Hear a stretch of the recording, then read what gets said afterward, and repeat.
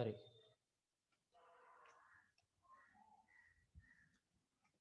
හොඳයි. ඕකේ. අද ලෙසන් එක management. grade 13 management lesson එක. හරිනේ? I think මාව ඇහෙනවා mic issue එකක්. හරි.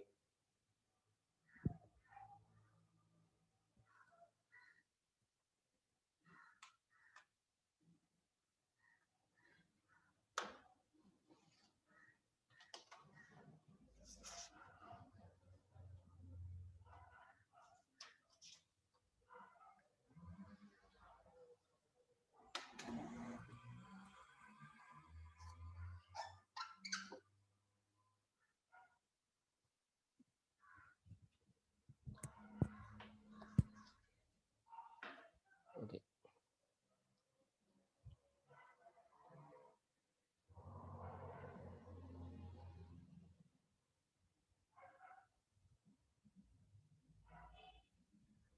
management.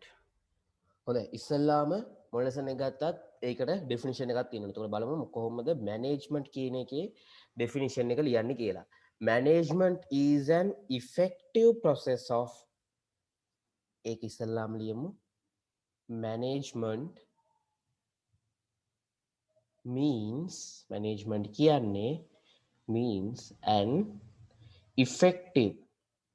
effective process. නිකම් process නෙමෙයි, effective process of what? Planning, you all know this. Organizing, leading, controlling. Definition එක ඉවරද? නෑ. ඒ තවම ඉවර නෑ.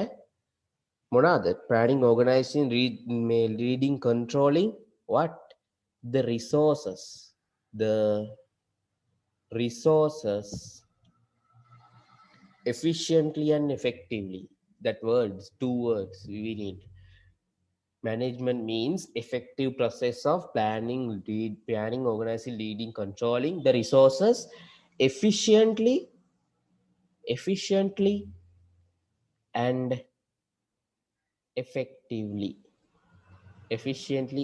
effectively. Right? So මේක මොකක්ද කරන්නේ? මේක තමයි definition එක. This is management.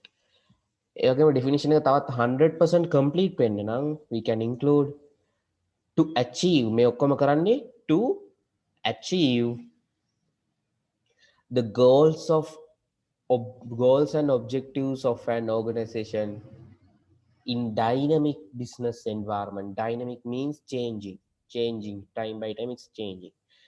To achieve goals and objectives in organizations. Objectives of organizations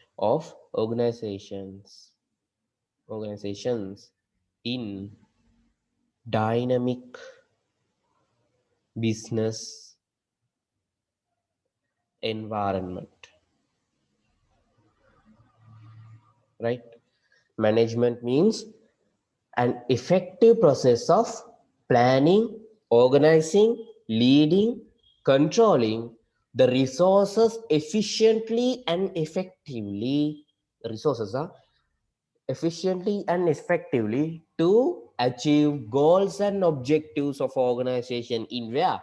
Dynamic business environment. හැමතිස්සෙම වෙනස් වෙන business environment එකේ තියෙන organizations වල තියෙන resources effectively and efficiently plan කරගන්න, organize කරගන්න, lead කරගන්න, control කරගන්න තමයි අපිට management ඕන වෙන්නේ. That is management. The definition for management ආයෙත් කියන්න, management means an effective process of planning, organizing, leading, controlling the resources efficiently and effectively to achieve goals and objectives of an organization in dynamic business environment. I think 100% clear then now. Okay. Next, දැන් අපිට පොඩි නමක් තියෙනවා මතක තියාගන්න Peter ඩ්‍රකර්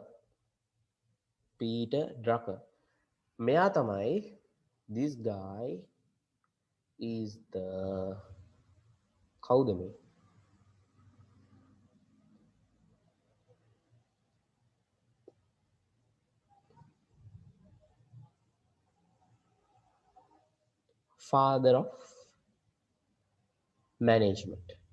father of management management කියන එකේ father තමයි කවුද Peter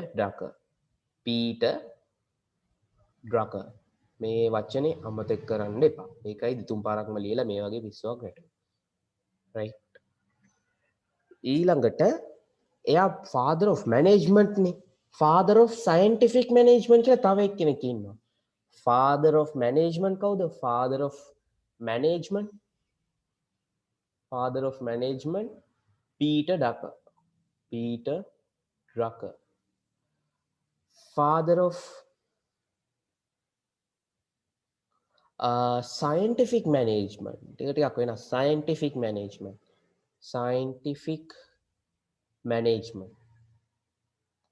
he is Frederick Winslow Taylor who is that Frederick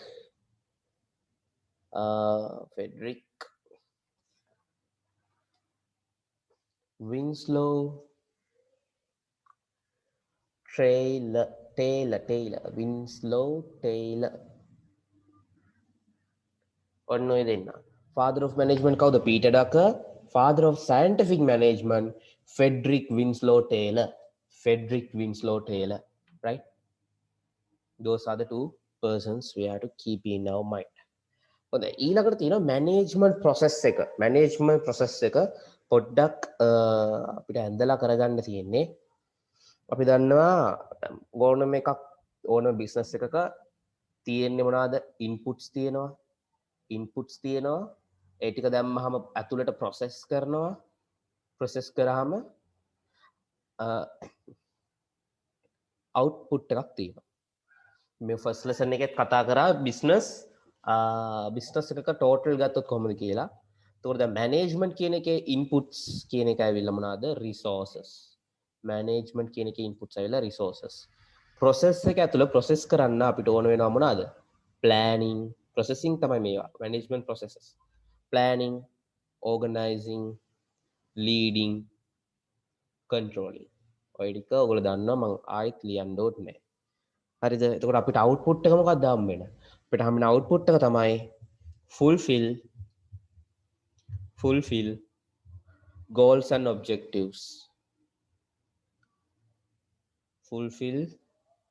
goals and objectives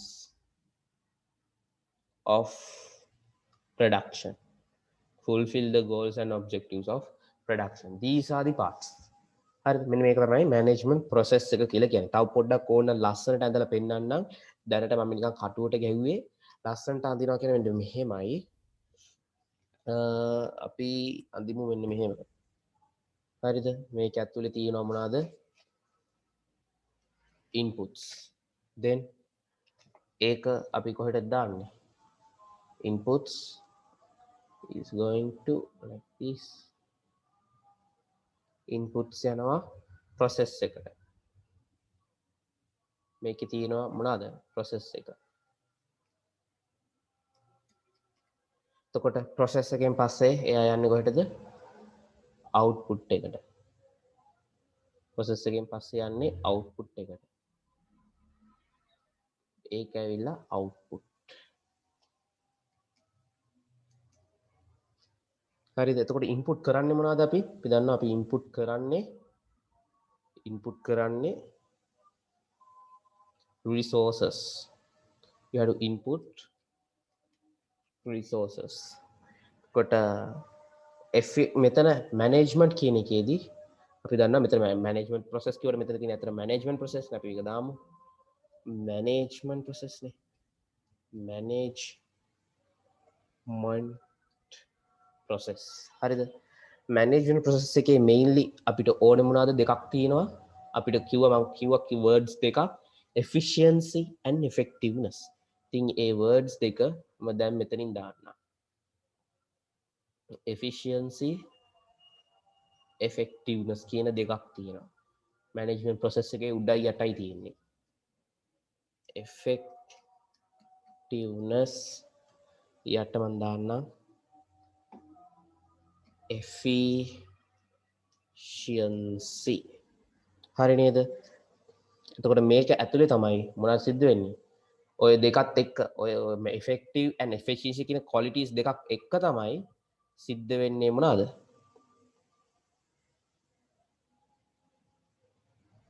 කොහොම දාගන්න? පස්සේ මේ පැත්තෙන් තව එකක් දාගන්න. මොනවද සිද්ධ වෙන්නේ? right planning සිද්ධ වෙනවානේ. planning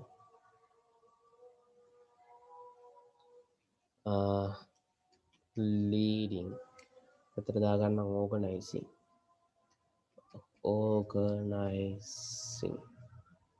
පස්සේ controlling. ඔය ඔක්කොම ඒවා එකට connected ආ. ඔය ඔක්කොම connected. මේ ඔක්කොම ඒවා මෙයා මෙයාට connected, මෙයා මෙයාට connected, මෙයා මෙයාට connected. මේ එකක්වත් නැතුව කරන්න බෑ. ඔක්කොම තියෙනවා. හරි? එතකොට ඔය තියෙන process එකට තමයි resources කියන එක enter වෙන්නේ. මෙන්න මේ මේක තමයි process එක, management process එක. right? මේ ටිකක් මේක ගොඩක් කැත වුණා. ඒක ටිකක් ලස්සනට ඔය ඇද්දි. This is the management process. This part.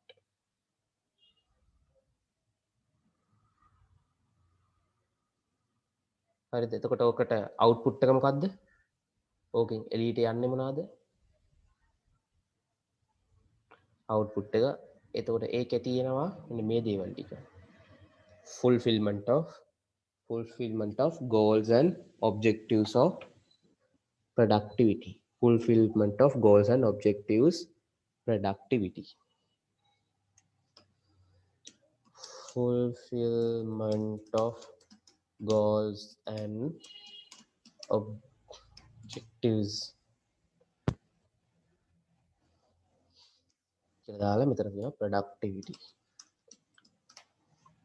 හරි නේද? ඔය තමයි outputs. ඔන්න තියෙනවා management process diagram එකකින්. හරි. දැන් අපි functions planning, organizing, leading, controlling කියන දේවල් වලට පොඩි definitions දෙමු. ඒවා ඉස්සරහට in detail කතා කරන්න තියෙනවා. ඒක දැනගෙන තමයි කියන්නේ. මේකේ ඕන screenshot එකක් ගහගන්න. ඒක දැනගෙන තමයි කියන්නේ. දැනට පොඩි definition එකක් අපි හැම එකටම ලියාගමු. right? පොඩි එකක්. ඉස්සෙල්ලාම අපිට තියෙනවා මොනවාද? planning. මම කලර් එක මාරු කරගන්න ඔක්කොම ඉස්සෙල්ලා black එකට. අපිට ඉස්සෙල්ලාම තියෙනවා planning. ඊට පස්සේ තියෙනවා organizing. ඊට පස්සේ තියෙනවා leading. ඊට පස්සේ තියෙනවා controlling. මේ හැම එකක්ම පොඩි definitions වලින් අපි ඉස්සෙල්ලා බලමු. Okay, planning is the process of establishing of goals and objectives which a firm expects to accomplish and establishing of relevant strategies to achieve them. Planning is the process of planning to establishing, or is a process of establishing the goals and objectives and establishing the relevant strategies to achieve them. Process of establishing of goals and goals and objectives and establishing of relevant strategies to achieve them. වගේ plan එක ඔළුවේ ඇඳ ගන්න relevant strategies strategies to achieve them. ඔය තියෙන්නේ ඔන්න ඔහොම හරි නේද organizing කියලා කියන්නේ the process of allocating resources ඔයා හොයාගත්ත resources ටික කොහොමද allocate කරගන්නේ delegating authority and distribution of work in order to achieve the organizational goals අපි ගාව තියෙන අපි post ඔක්කොම හැමෝටම දෙන එක authorities හැමෝටම දෙන එක work වලට අදාළ කට්ටිය recruit කරන එක අන්නේ ඔක්කොම organizing you are organizing the plan Hari, process of allocating resources, delegating authority and distribution of work in order to achieve the organization's goals and objectives efficiently and effectively කියන words දෙක අනිවාර්යෙන් තියෙන්න ඕනේ. Right? In other words, I mean, organizing is the formation of a formal relationship between human and physical resources or the coordination of various resources and duties of the organization to attain its goal and objectives. ඒකක බර වැඩි එච්චර හිතන්න එපා. අපි උඩ එකකින් යන් process of allocating resources, process of allocating resources and delegating authority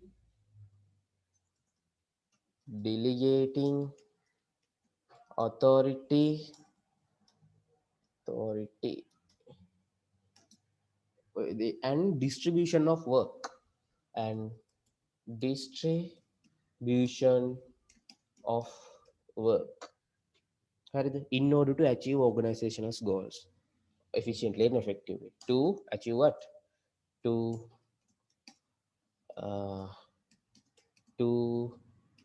achieve organizational goals and objectives objectives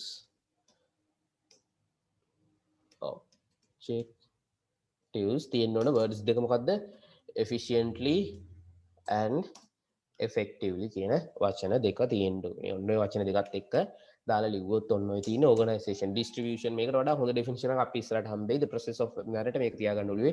Process of allocating resources, delegating authority, distribution of work to achieve organizational goals and objectives efficiently and effectively කියන වචන දෙකත් එක්ක ඔය තියෙන්නේ organizing කියන දේ. Then let's see what is leading.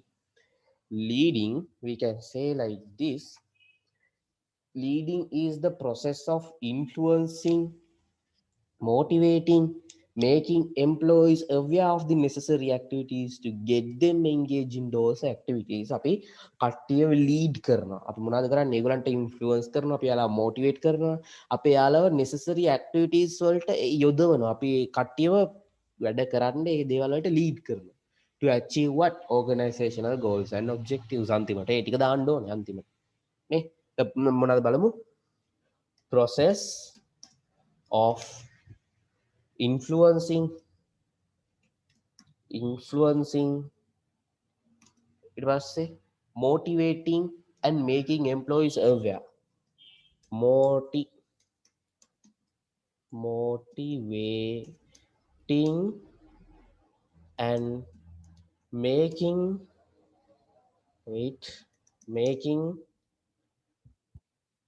employees aware on the necessary activities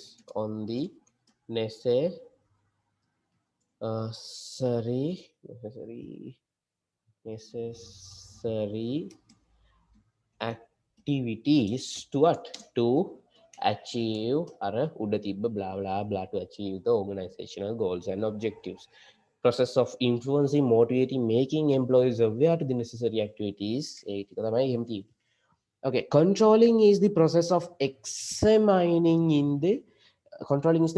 examining if plans are being implemented so as to achieve goals and objectives of a firm කියන්නේ අපි දාපු plans ටික හරියට වෙනවද කියලා process එක අපි examine කරනවා අපි අපේ සිද්ධ වෙනවද කියලා ඒක examine කරනවා බලනවා monitor කරනවා monitoring අන්න ඒකට අපි වෙනම ගහන process එකක් තමයි controlling කියලා කියන්නේ controlling is the process of this is also a process process of examining if the plans are being implemented so as to if the plans are being implemented so as to achieve the goals and objectives of the firm. Achieve the goals and objectives of the firm. හරිනේ අපිට ඕන කරන goals and objectives achieve කරගන්න ඒ වැඩ ටික ඔක්කොම කරනවා. එතකොට එතන මොකක් හරි අවුලක් තිබ්බොත් එහෙම deviation එකක් කිව්වොත් deviation එකක් කිව්වේ මොකක් හරි drawback එක මොකක් හරි අවුලක් අනිත් පැත්තට සිද්ධ වෙන දෙයක්. ඒ වගේ deviation, if there are deviations, identifying them to take corrective actions. අපිට එහෙම මොනවා හරි තිබ්බොත් if there are deviations means it's not productive, it's unproductive. ඒ කියන්නේ අපි කරන plan එක අනිත් පැත්තට සිද්ධ වෙන මොකක් හරි නරක දෙයක් සිද්ධ වෙනවා නම් error එකක් තියෙනවා නම් if there are deviations, identifying them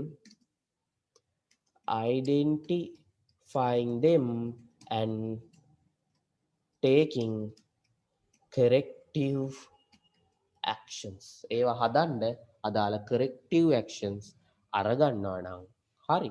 අන්න ඒක තමයි controlling කියලා කියන්නේ. අපි ගහන process එක තමයි අපේ controlling කියන්නේ මොකද්ද? controlling කියන්නේ process එකක්. ඒ මොකට පාවිච්චි කරන process එකක්ද? to examine whether our plans are implemented to achieve the goals and objectives. අපේ goals and objectives achieve වෙනවද අපි දාපු plan වලින්? අන්න ඒක ඔයා monitor කරගෙන ඉන්නවා. එහෙම වෙන්නේ නැත්තම් ඒ කියන්නේ මොනවා හරි deviations තිබ්බොත් you identify them and taking corrective actions. That is simply controlling. ඔය simply idea එක දුන්නේ මොකක්ද ඔය කියලා. ඊට පස්සේ අපි බලන්න ඕනේ මොනවද දැන් මේ resources කියලා හැමතැනම කියනවා what are these resources. We have to identify what are these resources. Now I going to clean this. Okay. Wait, I go to clean. මේක screenshot එකක් ගහගන්න ඉක්මනට ගහගන්න බැරනවා නම් අගල වීඩියෝ එක අනිත් පැත්තට දාලා backward දාලා i ගහගන්න. දැනට delete කරනවා. Okay. හරි. එතකොට මෙතන what are known as business resources කියලා කිව්වොත් අපි මොනවද ගන්නෙ? අපේ business resources තමයි අහලා තියෙනවා 7M's right plus 2C කියලා එකකුත් තියෙනවා. ඒ කියන්නේ 7M අනිත් පැත්තට තවත් තියෙනවා. 7M's මොනවද කියලා ඉස්සෙල්ලා බලමුකෝ. men right ඊට පස්සේ money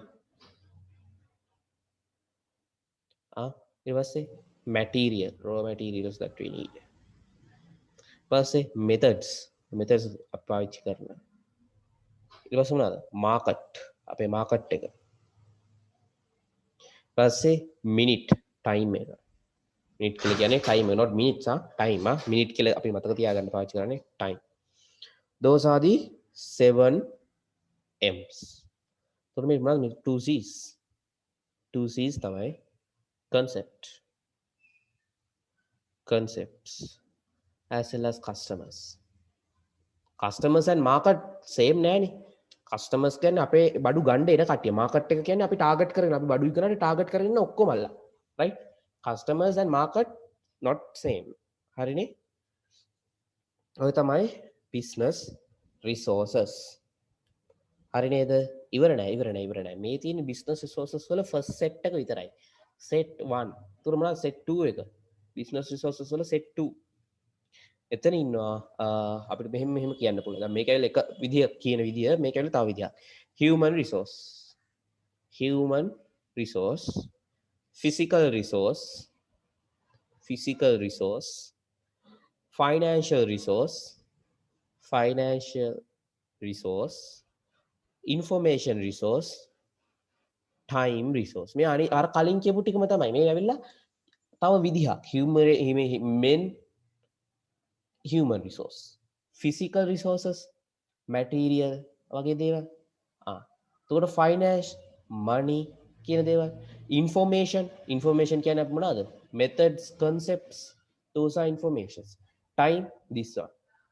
එතකොට මාකට් මේ කස්ටමර් සේවත් ඔක්කොම අපිට ගන්න පුළුවන් මේ human resource කියන එකට ගන්න බෑ නේද? human resource කියන එකට ගන්න බෑ.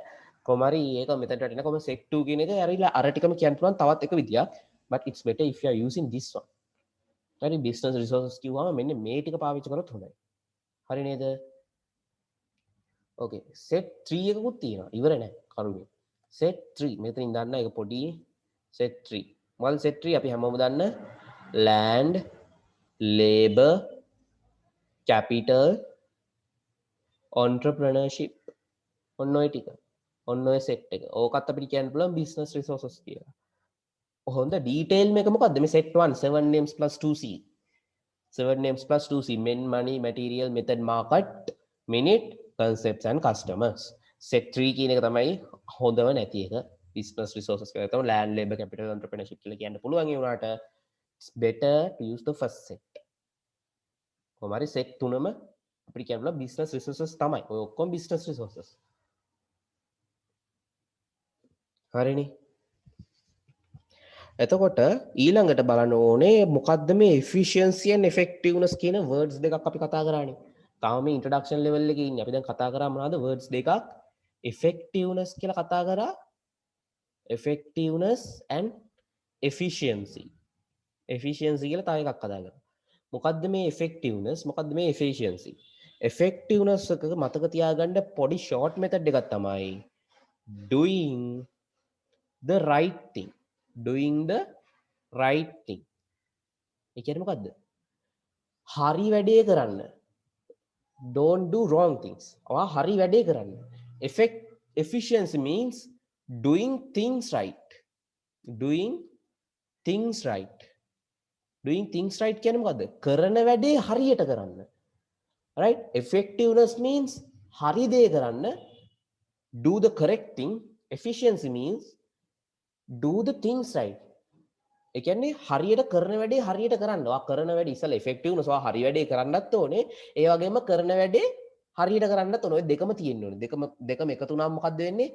ඔයා හරි වැඩේ කරන්නත් ඕනේ. You have to do the right thing as well as you have to do the things right. ඔයා හරි දේ කරන්නත් ඕනේ. කරන දේ හරියට කරන්නත් ඕනේ. තේරුණානේ? මේකෙන් කියන්නේ මොකද්ද?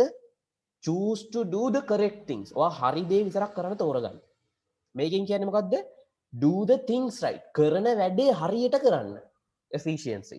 Right? ඕක තමයි ওই දෙකේ වෙනස. එතකොට මේකේ කියන විදිහට definition එකක් එක කිව්වොත් effectiveness explains how far organization is achieving its expected objectives correctly. In other words, selecting the right thing or doing the right things is effectiveness. කොහොමද කියන්නේ how far the organization is achieving its expected objectives correctly. හරි දේ කරන එක ගැන කියන්නේ. Efficiency කිව්වොත් obtaining a maximum output using minimum resources. කරන වැඩේ හරියට කරනකොට අපිට maximum output එකක් ගන්න පුළුවන් with input කරන්න minimum resources. with අතුලට දානකොට minimum resources අඩු resources වලින් ඔයා දාන resources වලින් අපිට ලොකු output එකක් ගන්න පුළුවන් when you are doing the thing right. Achieving goals and objectives is known as efficiency. මොකද්ද? Obtaining maximum output using minimum resources in achieving goals and objectives is known as efficiency කියලා කියනවා. එහෙම නැත්නම් in other words, doing the thing right is efficiency. ඔන්න ඔය විදිහට තමයි ඔය words දෙක explain කරන්නේ. right? okay. clear කරගමු. ඊළඟට තියෙන්නේ මොකද්ද අපි productivity කියලා වචනය පාවිච්චි කරන්නේ අර process diagram එක ඕනනම් පාපොසර backward කරලා දාලා බලන්න වීඩියෝ එක. productivity කියලා word එක පාවිච්චි කළා. we'll see what is this productivity. Productivity means the relationship between the inputs and outputs of a firm in a specific time. ඔයා business එකක් ඇතුළට දාන inputs out වලින් process වෙලා අපි බලාපොරොත්තු වෙන the expected output එක එන්න එන එක ඒ rate එක කියනවා expected time එක ඇතුළත ඔයාට expected output එක තියෙන්න ඕන. අන්නේ time එක අන්න ඕක තමයි productivity කියලා කියන්නේ. එතකොට මේක අපිට වැඩි කරගන්න පුළුවන් with good management and technology as well as human capital. හොඳ human capital එකක් තියෙන්න ඕනේ. ඒ කියන්නේ අයිස් ගහන එම්ප්ලොයිස්ලා නැතුව හොඳ එම්ප්ලොයිස්ලා ඉන්න ඕනේ, හොඳ මැනේජ්මන්ට් එකක් තියෙන්න ඕනේ, වගේම you have to use good technology, right? හොඳයි, අපි පොඩ්ඩක් ලියලා බලමු මොකක්ද මේ කියන්නේ. productivity කියන්නේ the relationship between the relationship between input and output of a firm in a specific time, in a specific time, right? Specific time word එක මතක තියාගන්න ඉතර වැඩේ ලේසි.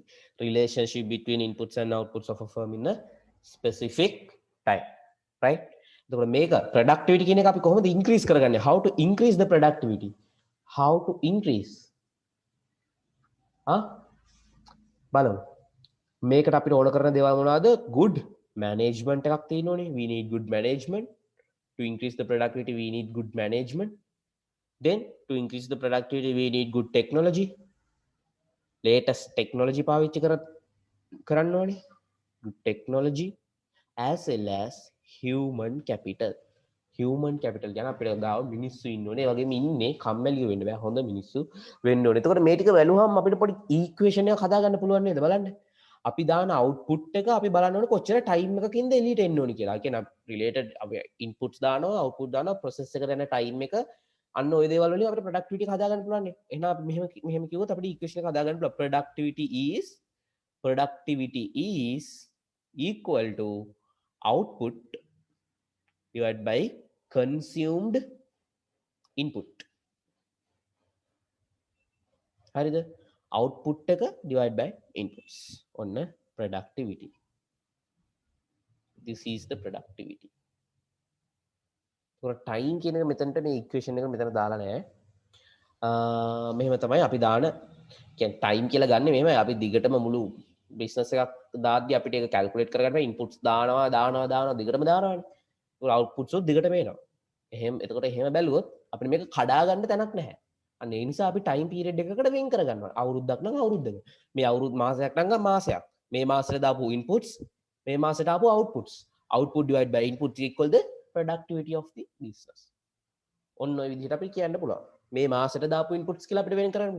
total inputs of a business. අපිට එහෙම කියලා amount එකක් ගන්න පුළුවන්. ඉන්පුට්ස් කොච්චරක් කියලා දායිද? මේ බිස්නස් එක අවුරුදු 100ක් විතර රන් වුණොත් එහෙම එතකොට ඒ ඔක්කොම ඉන්පුට්ස් ගන්නවද? නෑ. ඒ කියන්නේ අපි එක කඩා ගන්න අපි ටයිම් එක කියන එක ගන්න. specific time. So we have to mention this specific time කියලා. right? හරි නේද? එතකොට අපිට මේ productivity අපි මාසයකට හොයනවා කියලා හිතන්නකෝ. මේ productivity අපි for a month of May productivity is the total inputs consumed by the business on the month of May as well as the outputs given by the business in that specific month. right? හරිනේ? හොඳයි. delete කර. screenshot ගහගෙන බලන්න පස්සට ගිහලා ගහගන්න. ඊට පස්සේ අපි බලමු අපේ management වල අපිට හම්බෙන advantages. How management influence to accomplish the goals and objectives of a organization. අපිට මොනවද හම්බෙන advantages?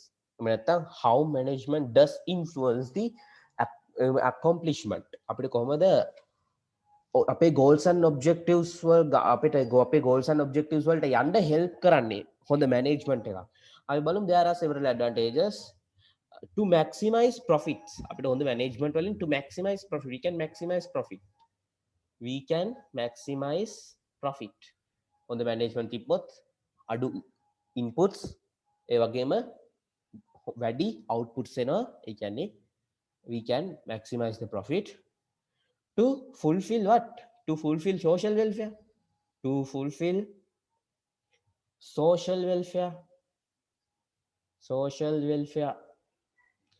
ඊට පස්සේ අපේ මාකට් එකත් එක්ස්පෑන්ඩ් කරගන්න පුළුවන්. ඒ කියන්නේ බිස්නස් එක දිගටම ප්‍රොෆිට්ස් වලින් යනවා කියන්නේ ඒ ප්‍රොෆිට්ස් වලින් කට්ටිය බලන්නේ ආපහු හැරයක් ඒකටම ඉන්වෙස්ට් කරලා මාකට් එක එක්ස්පෑන්ඩ් කරගන්න to expand the market to increase the market share මේ market share කියන්නේ මොකද්ද කියලා මම ඕන තරම් කියලා තියෙනවා. increase the market share හරිනේ. uh, to determine the future directions of a business, to determine the future directions of the business, අපිට ඉස්සරහට මේ බිස්නස් එක කොහෙටද යන්නේ කියලා ට පොඩ්ඩක් ඩිටර්මයින් කරගන්න පුළුවන්. බිස්නස් ප්ලෑන් එකෙන් කරන්නේත් ඔය වැඩේ. To determine the future directions of the business, future directions of the business, right? ඊට පස්සේ to plan the activities of the business, අපේ activities අපිට plan කරගන්න පුළුවන්. To plan the activities of the business, of the business. හරි නේද? ඔය තියෙන්නේ ඔය දේවල්. ඊට පස්සේ තව ඕනනම් කියන to measure the successfulness of the business, අපේ business එකේ success එක rate එක බලා ගන්න. එහෙම නැත්නම් to distribute limited resources among various divisions, අපේ තියෙන අපේ resources limited නම් අපේ divisions වලට ගානට බලලා distribute කරගත්තොත් ඒක හරියට optimize විදියට පාවිච්චි කරොත් හොඳ management එකක් පාවිච්චි කරොත් අපිට හොඳ output එකක් ගන්න පුළුවන්. To make individuals engage in activities of the organization, අපේ organization එකේ වැඩි කරන මිනිස්සු hari activities වලට engage කරවන්න. To make individuals engage in the activities of the organization. කොට ඔය දේවලුත් අපිට කියන්න පුළුවන් what management influences for what, to achieve the goals and objectives of the business, to එහෙම නැත්නම් to accomplish the goals and objectives of the business. Management influences තමයි ඕක. හරි නේද?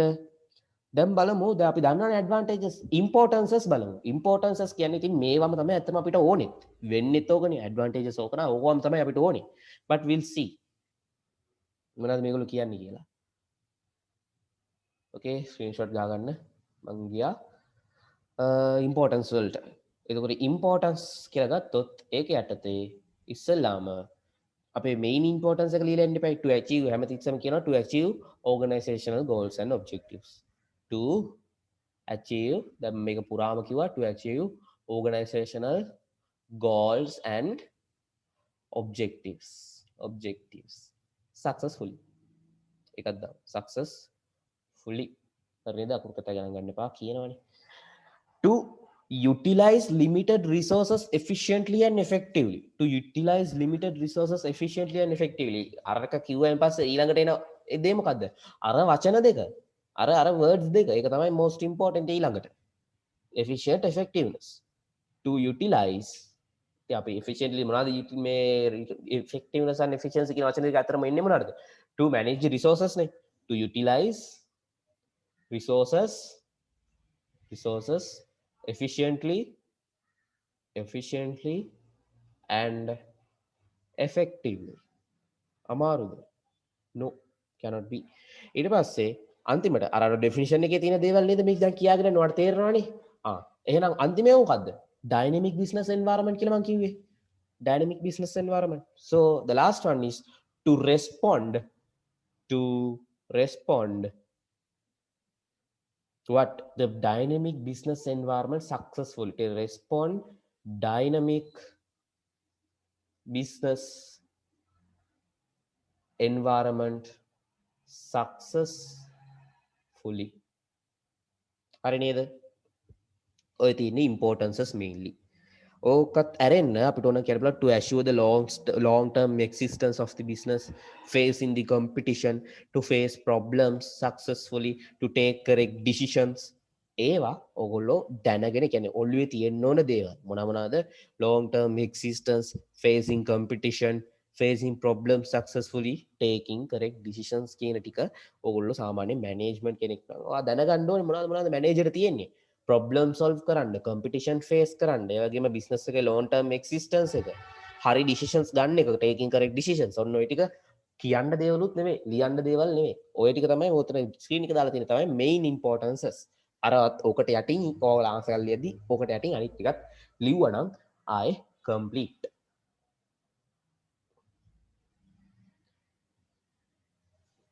okay, next. අපි බලමු දැන් manager කෙනෙක් කියන්නේ කවුද කියලා. Who is this manager? There are several roles of the manager. as well as there are several sub roles of the manager.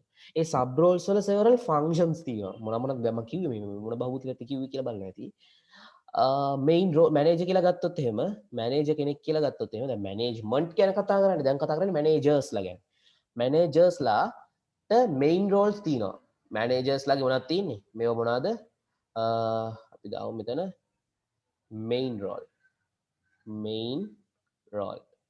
managers ලාට main role තියෙනවා. මොනවාද main roles? mainly තුනක් තියෙනවා. see main roles mainly තුනක් තියෙනවා. Interpersonal role first one. Interpersonal role. Interpersonal role. Informational role. Informational role එක තියෙනවා. Then decisional role කියලා roles තුනක් තියෙනවා. Decisional role. එතකොට මම කිව්වා ඕව ඇතුලේ sub roles තියෙනවා. managing roles ලා ඇතුලේ ඔය main roles ඕක ඇතුලේ තියෙනවා මොනවාද? sub roles. හරිද? 1 2 3 4 4 sub roles for decisional role, 3 sub roles for informational role, 3 sub roles for interpersonal roles. බලමු කොහොමද තියෙන්නේ කියලා. දැන් මෙතන ඉඳලා තියෙන්නේ මොනවද? මෙතන ඉඳලා අපි ලියන්නේ sub roles. sub roles. හරිනේ? එතකොට interpersonal role කියන එක කලර් එක මාරු කරගත්තා. red දාමු red orange. okay sub roles තුනකට යනවා. මොනවද මේ sub roles තුන? figurehead ඉස්සෙල්ලාම එනවා figurehead. study now onward study ඊට පස්සේ කියනවා leader. ඊළඟට liaison. හරි නේද ප්‍රොනවුන්ස් කරා? liaison. හරි. ඊට පස්සේ interpersonal role එකේ ඉන්නවා තවත් තුනක් ඉන්නවා කියලා කිව්වා. එයාලා තමයි කවුද? monitor. ඉස්සෙල්ලාම monitor. ඊට පස්සේ ඉන්නවා disseminator. who disseminator. ඊට පස්සේ ඉන්නවා spokesperson. හරිනේ? decisional role එකේ ඉන්නවා තව තුනක්. තුනක් නෙමෙයි කීයද? හතරක් ඉන්නවා. decisional role එකේ හතරක් ඉන්නවා. ඒතකොට decisional role එකේ තමයි වැඩ ටික ඉන්නේ. කවුද වැඩ කියලා කිව්වේ? entrepreneurs ලා. entrepreneurs. එයාලා ඉන්නේ මෙතන. right? ඊට පස්සේ ඉන්නවා disturbance handler. disturbance handle කරන කෙනා ඉන්නවා. ප්‍රශ්න solve කරන කෙනා ඉන්නවා. disturbance handler. ඊට පස්සේ ඉන්නවා resource allocator. මම කිව්වේ වැඩ ටික ඉන්නවා කියලා. resource ඔක්කොම allocate කරන කෙනා මෙයා. resource allocator. ඊට පස්සේ negotiator. අපේ business එක කොහේ හරි represent කරනවා නම් එයා කොහෙට හරි ගිහිල්ලා එහෙම නැත්නම් මොකක් හරි internal external conflict එකක් සිද්ධ වෙන තැනක අපේ organisation එක represent කරන කෙනා. එහෙම නැත්නම් important discussions වලට අපේ organisation represent කරන කෙනා. ඒ වගේම he will take steps to build up industrial relationships as well as associating with the government agencies also. එයා අපේ මොනවාද ඉන්ඩස්ට්‍රියල් රිලේෂන්ෂිප්ස් හදනවා වගේම එයා තමයි government agencies එක්ක ඩීල් කරන්නේ. who is this? negotiator. කාර්ය ලියා ගන්න හම්බුන්නේ නැහැ නේ. wait immediately move negotiator. හරි ලියුවා. okay ඔය ඉන්නේ management roles. පොඩ්ඩක් කියව ගන්න අමාරු ඇති. පොඩ්ඩක් try එකක් දීලා පාඩම් කරගන්න. pause කරලා පාඩම් කරගන්න time දෙන්නේ නැහැ. time දෙන්න ඕනේ නැහැ නේ videos නේ. හොඳයි. ඊට පස්සේ තියෙනවා දැන් මෙයාගේ functions බලන්න බෑ. figurehead කියලා ගත්තොත් එහෙනම් figurehead ගේ functions මොනවාද? මෙතන මෙන්න මෙහෙම තියෙනවා the symbolic head as well as the nominal head that engage day to day activities socially and legally.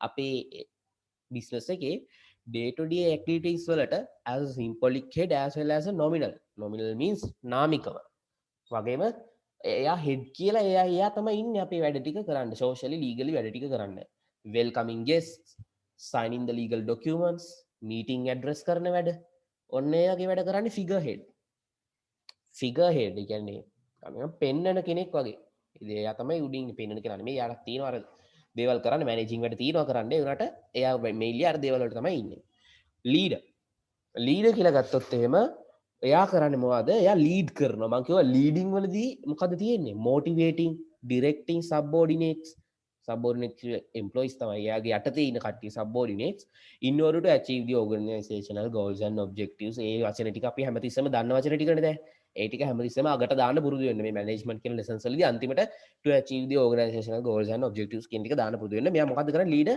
motivating directing employees එහෙම නැත්නම් directing subordinates to the works and making them aware ඒ වගේ ලියලා ගන්න examples කියලා ගත්තොත් evaluating the work of subordinates ලගේ වැඩ ඔක්කොම එයා තමයි බලන්නේ එයාගේ යටතේ ඉන්න කට්ටිය ඊට පස්සේ stating mixed reviews evaluating performance evaluation කියලා කියන්නේ එයාලා මනිනවා තියලා බලනවා මෙයාගේ performance කොහොමද මෙයාට මොනවද පුළුවන් මෙයාට මොනවද බැරි අන්න ඒක තමයි evaluate කරගන්නවා කියන්නේ and trading day එයාගේ මොනවද තියෙන drawbacks හරි ගස්සන්න යාලව train කරන්න ඕනේ මෙන්න මේ leader right එයා තමයි ඒ වැඩ ටික කරන්න ඕනේ එතකොට ලියේසන් හරි අමාරුයි කියන්නේ ලියයිසන් L A L I A I S O N මෙතන තව I එකක් එනවා මෙහෙම ලියන්න හරි මෙයා නම අමාරු වුණාට මේ පාඩම් කරගන්න අමාරු නෑ මෙයා තමයි relationships maintain කරන්නේ අපේ organization එක ඇතුලේ එක parties ලයි හරි එච්චරයි maintaining the relationship with parties and organizations organization ඇතුළේ විතරක් නෙමෙයි ලියන්නේ එතකොට examples විදිහට මෙයාට කියන්න පුළුවන් maintaining relationships with customers suppliers ලගේ ප්‍රශ්න අන්න ඒ ප්‍රශ්න ඔක්කොම handle කරන්නේ මෙයා trading associations community අන්න ඒ දේවල් කරන්නේ මෙයා මොනවද මෙයා කරන්නේ මෙයා තමයි relationships with customers relationships with suppliers ඔක්කොම තියාගෙන ඉන්නේ මෙයා suppliers trade associations ඒ වගේම trade associations වගේම තව මොනවාද community එකත් එක්ක community කියන්නේ දන්නවා අපේ general public එක community එකත් එක්කත් deal කරන්නේ මෙන්න මේ liaison කියන එක්කෙනා හරි නේද හරි එතකොට මේ එක එක්කෙනාගේ differences අපි පොඩ්ඩක් පාඩම් කරගත්තා නම් අපිට මෙයා කවුද මෙයා කවුද කියලා පොඩ්ඩක් තේරුම් ගන්න පුළුවන් දැන් interpersonal role කියන එකේ අපි දැන් දන්නවා give me 1 minute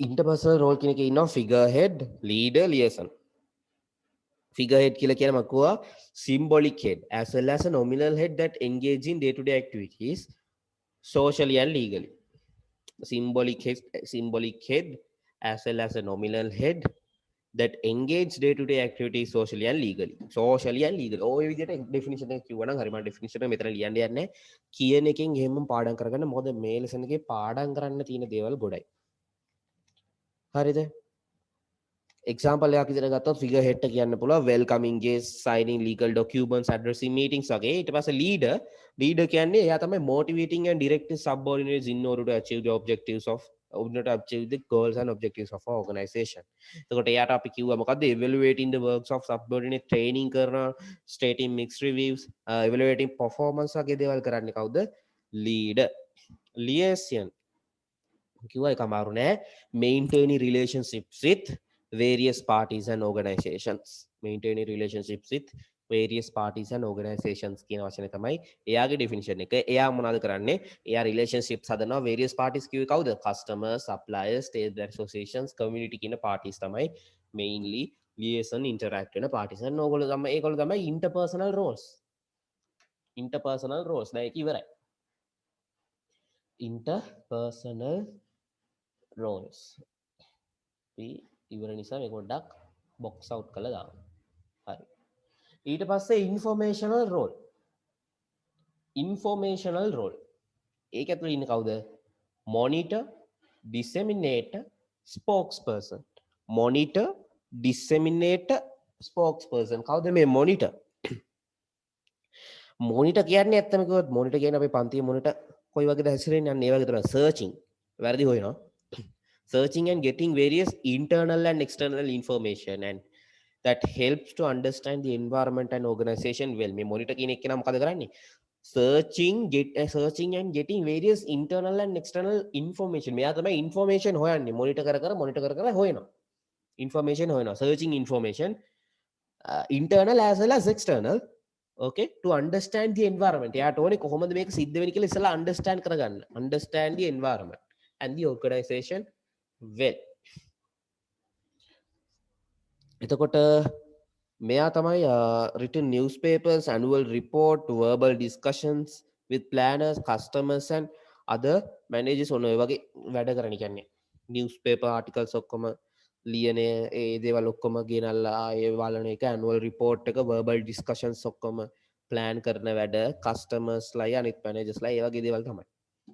monitor කරන එක්කෙනාගේ mainly දැනගන්න ඕනේ අර searching and getting various internal and external information helps to understand the environment and organization well.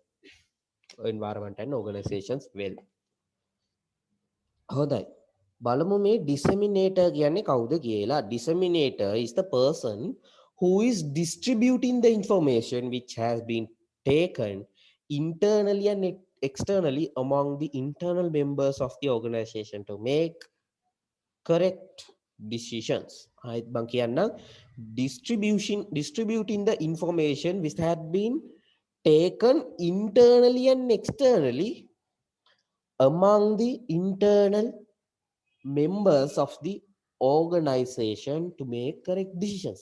අපේ organization එක ඇතුලේ ඉන්න අනිත් මිනිස්සුන්ට අපේ internal external informations බෙදලා දෙනවා. එයා තමයි disseminator.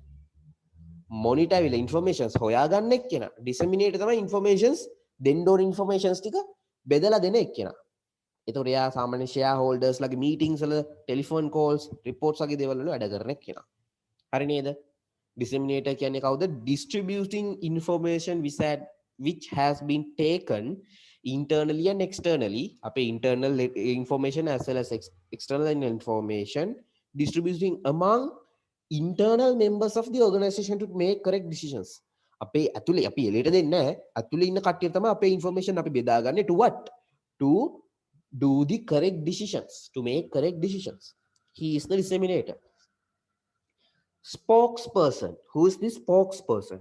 Spokesperson tamai, he is providing information to external parties representing the organization. Disseminator මං කිව්වා internal parties ලට තමයි යා informations දෙන්නේ.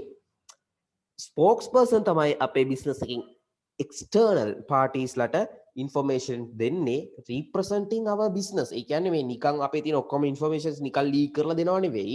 එයාලට දෙන්න ඕන informations ටික දෙලියට දෙන එක්කෙනා තමයි providing information to external parties representing the organization. අපේ business on behalf අපේ දෙන්න ඕන informations අදාළ deals වලදී ඒ කට්ටියට දෙන්නේ අපේ spokesperson. එයා තමයි informational role එක. ඒකනේ මේ කියන්නේ මෙතනින්දී information role එකේදී වැඩ වෙන්නේ based on information. Monitor, search the information, disseminate, distribute the information among internal environment. Spokesperson distribute the information. Not distributing, don't use the word distributing for the spokesperson. එයා providing, distribute කරන්නේ බෙදලා දෙනවා කියන එකනේ. Provide කියන්නේ දෙනවා. අදාළ කෙනාට provide කරනවා. Providing information to external parties. Spokesperson provide the information to external parties. Like examples ගියොත් අරිලා press conference එකක් වගේ තිබ්බොත් එහෙම නැත්නම් media conference එකක් වගේ shareholders meeting එකක් වගේ තිබ්බත් spokesperson එතන ඉන්නවා. හරි නේද?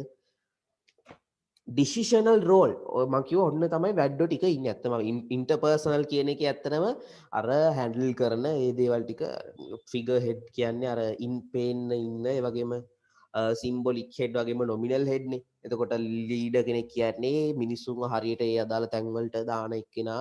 එතකොට liaison කියලා කියන්නේ මම කිව්වා different parties එක්ක interact කරන එකනා like community, customers, suppliers ඒ වගේ. informational role කියන්නේ information based managers ලා set එක. decisional role එකේ තමයි ඇත්තම තීරණ ගන්න managers ලා ටික ඉන්නේ. decisions. ඒගොල්ලෝ තමයි වැඩෝ. entrepreneur. Who is that? making changes within the organization in order to match with the changing environmental conditions. Entrepreneur මොකද්ද කරන්නේ? entrepreneur තමයි ඔකොනොමිස්ලා business එක දාන්නේ. එතනින් එහාට එයාගේ entrepreneurship එක නැතිලා දෙනවා. නෑ නෑ. එයාගේ entrepreneurship එක තියෙන්න ඕනේ what? To make changes according to match the changes happening in the environment. අපේ environment එකේ දේවල් වෙනස් වෙනවා. ටෙක්නොලොජි එක අලුත් වෙනවා. අපි හැමතිස්සෙම අපේ ටෙක්නොලොජි එක අපේ බිස්නස් එකේ ටෙක්නොලොජි එකත් අපි අප්ඩේට් කරගන්න ඕනේ. අන්න ඒ වගේ making changes. Those changes are made by entrepreneur.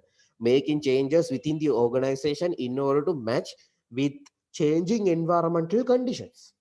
He is the entrepreneur. හරි නේද?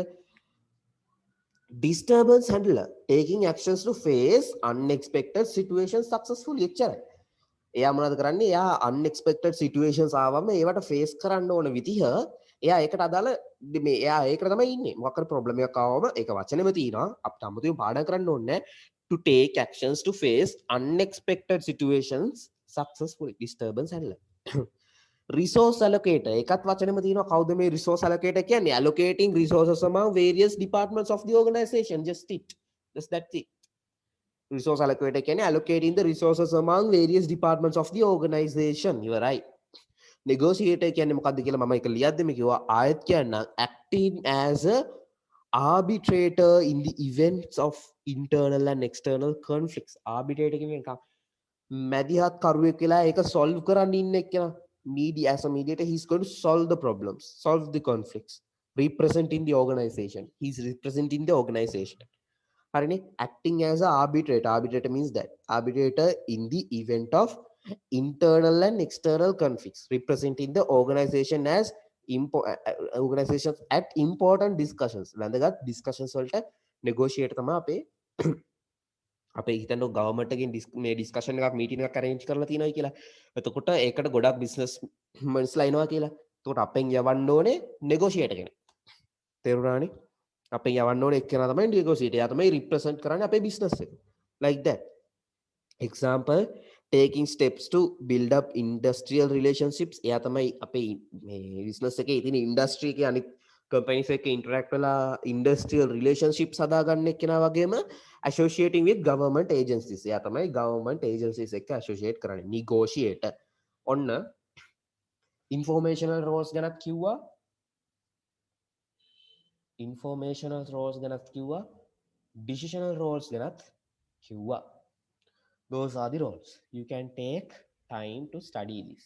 මේක පාඩම් නොකර ඉස්සරහට යන්න එපා. මෙතන වීඩියෝ එක පෝස්ට් කරගන්න. ඔයගොල්ලෝ පෝස්ට් කරන්නේ නැහැ. මොකක් කළාට ඒ නිසා මම මිනිත්තුවක් දෙන්න මම පොඩ්ඩක් ටක් ගාලා එන්න.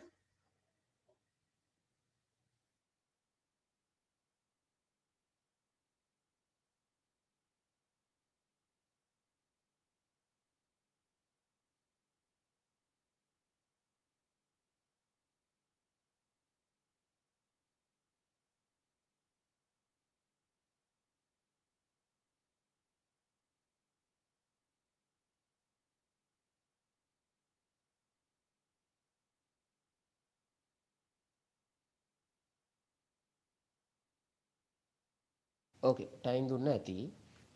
හොඳයි දැන් යන් next part එකට මොනවද දැන් මේ ටික හොඳට බලා ගන්න. තේරුම් නැත්නම් ආයෙත් බලන්න. සේරම හරියට explain කරා. ඊළඟට who are the three අපි මෙහෙම බලමු three types of managers based on authority. The authority that බලුවා managing roles. එක එකනාගේ roles. කවුද මේ managers ලා කියලා. දැන් බලමු authority එක්ක කාටද කොයි managers ලාට ගොඩක් power එක තියෙන්නේ කොයි managers ලාටද අඩුවෙන් power එක තියෙන්නේ කියලා. Three types of managers. Make it three types of managers based on what said authority. ඒකට කවුරුද ඉන්නේ? උඩින්ම ඉන්නවා top managers ලා. ලොකු දෙයක් නැහැ. උඩින්ම ඉන්නවා top managers ලා, මැද්දෙන් ඉන්නවා middle managers ලා, යට ඉන්නවා down managers ලා. යට ඉන්නේ කවුද?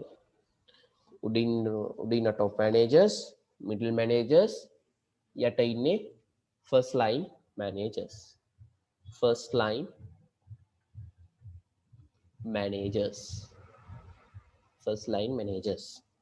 තාම මේ මැනේජ්මන්ට් වල ඉන්ට්‍රොඩක්ෂන් එක යන්නේ. තාමත් ඉන්ට්‍රොඩක්ෂන් එක යන්නේ. එතකොට දැන් මේක ඇතුලේ මම කිව්වා මේන් පාර්ට් එක මොකද්ද? මේකේ කන්ටෙන්ට් එක ඇතුලේ ඇත්තටම තියෙන්නේ මොනවාද? කන්ටෙන්ට් එක ඇතුලේ ඇත්තටම තියෙන්නේ planning, organizing, leading, controlling කියන topics ගොඩක් in detail discuss කරලා තමයි තියෙන්නේ. හරිද? මෙන්න මේ stuff එක තමයි ඇත්තම කිව්වොත් මේ lesson එකේ ඉගෙන ගන්න ඕනේ. තාම අපි මේ ඉගෙන ගන්නේ ඉන්ට්‍රොඩක්ෂන් එක. හැබැයි ඉන්ට්‍රොඩක්ෂන් එක හොඳට පාඩම් කරන්නේ නැතුව මේකට යන්න එපා. ඉන්ට්‍රොඩක්ෂන් එක හොඳටම පාඩම් කරන්නේ නැතුව මේ පාර්ට් එකට යන්න එපා. හරිද? first line managers තමයි යට. කවුද මේ ටොප් මැනේජර්ස්ලා? මේ හරියට ට්‍රයැන්ගල් එකක් වගේ නේ. මම පොඩ්ඩක් සයිඩ් එකකින් අදින්න. මේක මැද්දෙන් දාන්න ගියොත් එහම අච්චාරයක් වෙනවා. ට්‍රයැන්ගල් එකක් හරිය උඩ ඉන්න ටොප් මැනේජර්ස්, මැද ඉන්න මිඩල් මැනේජර්ස්, යට ඉන්න කවුද? මං කිව්වා ෆස්ට් ලයින් මැනේජර්ස්. එතකොට මේ කට්ටියට එක එක කට්ටිය දේවල් ඕනේ. දැන් ටොප් මැනේජර්ස්ලාට conceptual skills ඕනේ. එතකොට මිඩල් මැනේජර්ස්ලාට සාමාන්‍ය ඔක්කොම skills important. يعني ගොඩාක්ම expert නැති වුණාට ඔක්කොම skills දානට තියෙන්න ඕනේ. ටොප් මැනේජර්ස්ලා conceptual එක 100% තියෙනවා. ෆස්ට් ලයින් මැනේජර්ස්ලා ටෙක්නිකල් ස්කිල්ස් 100% තියෙන්න ඕනේ. මැද ඉන්න කට්ටියට ඔක්කොම සාමාන්‍යයෙන් තියෙන්න ඕනේ. මොකද ඒගොල්ලෝ දෙපැත්තටම ඉන්ටරැක්ට් වෙනවා. උඩටයි යටටයි දෙකටම. නේද? හරියට මේ වගේ ටොප් මැනේජර්ස්ලා ඩිසිෂන්ස් ගන්නකොට එයාලට ඒ ඩිසිෂන්ස් ගන්න අදාළ ඉන්ෆෝමේෂන්ස් කොහොමද දෙන්න ඕනේ කියලා මෙයා දැනගන්න ඉපේ.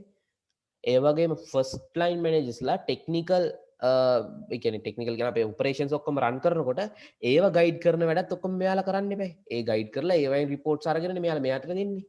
එතකොට දෙපැත්ත ගැනම අයිඩියා එක මිඩල් මැනේජර්ස්ලාට තියෙන්න ඕනේ. හරිනේ? එහෙම තමයි තියෙන්නේ. ඉතින් බලමු කවුද මේ ටොප් මැනේජර්ස්ලා කියන්නේ කියලා. Top managers means the managers who manage the top level functions of an organization are top level managers. They determine future directions of the whole organization. Top managers. මේක ටයිප් කරන්න. දැන් ඉඳලා පොඩ්ඩක් ටයිපින් මෙතඩ් එකට ආපහු සැරයක් යන්න. Top managers are the මේක expand කරගන්න දැම්මම නැත්තම් top managers are the managers manage the top level functions of the organization, manage the top level functions of the organization. We manage the top level functions of the organization as well as they determine the future direction as well as they determine the future directions. They determine the future directions of the whole organization. Of the whole organization. ඔය ඉන්නේ top managers ලා කියන්නේ මෙන්න මේගොල්ලෝ. right?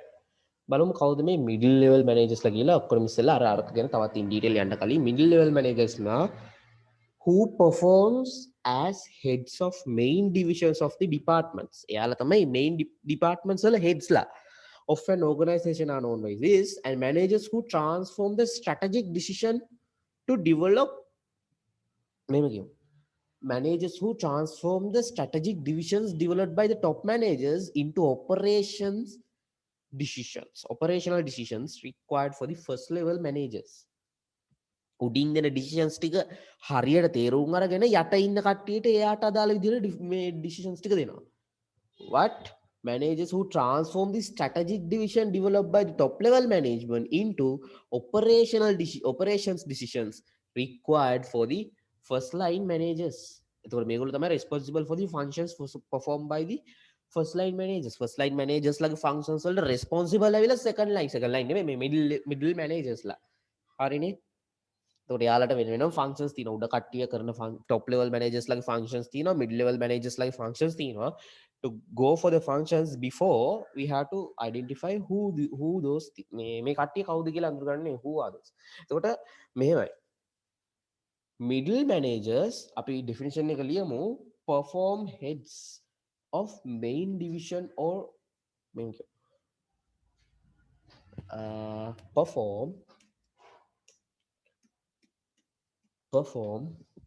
uh, as heads of main divisions, as heads of main divisions and or departments or departments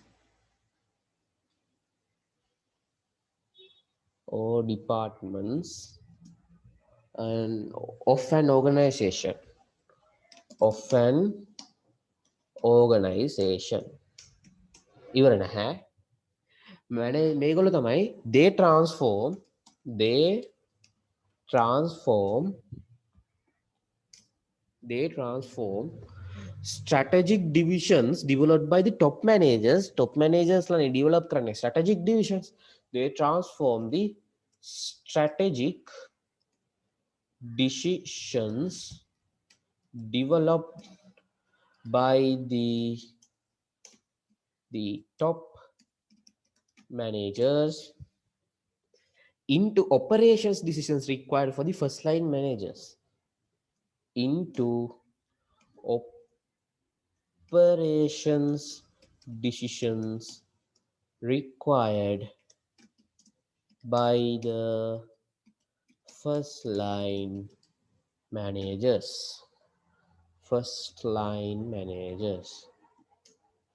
හරිනේ ඔය ඉන්නේ එයා තමයි middle manager. උඩින් දෙන ඒවා ටික යටට සෙට් වෙන්න හදන එක්කෙනා තමයි first line manager වෙන්නේ.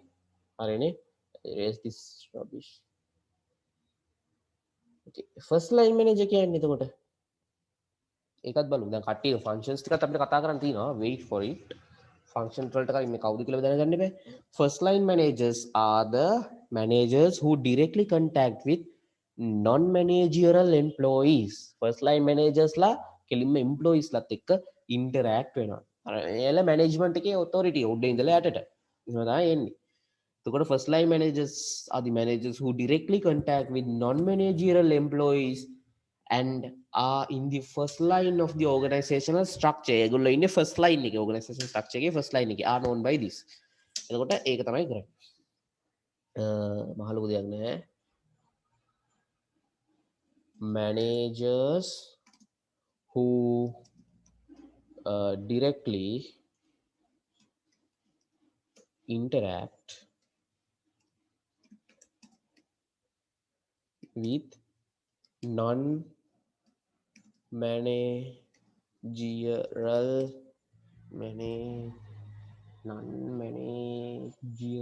හරියට ඉහුවද නෑනේ managerial employees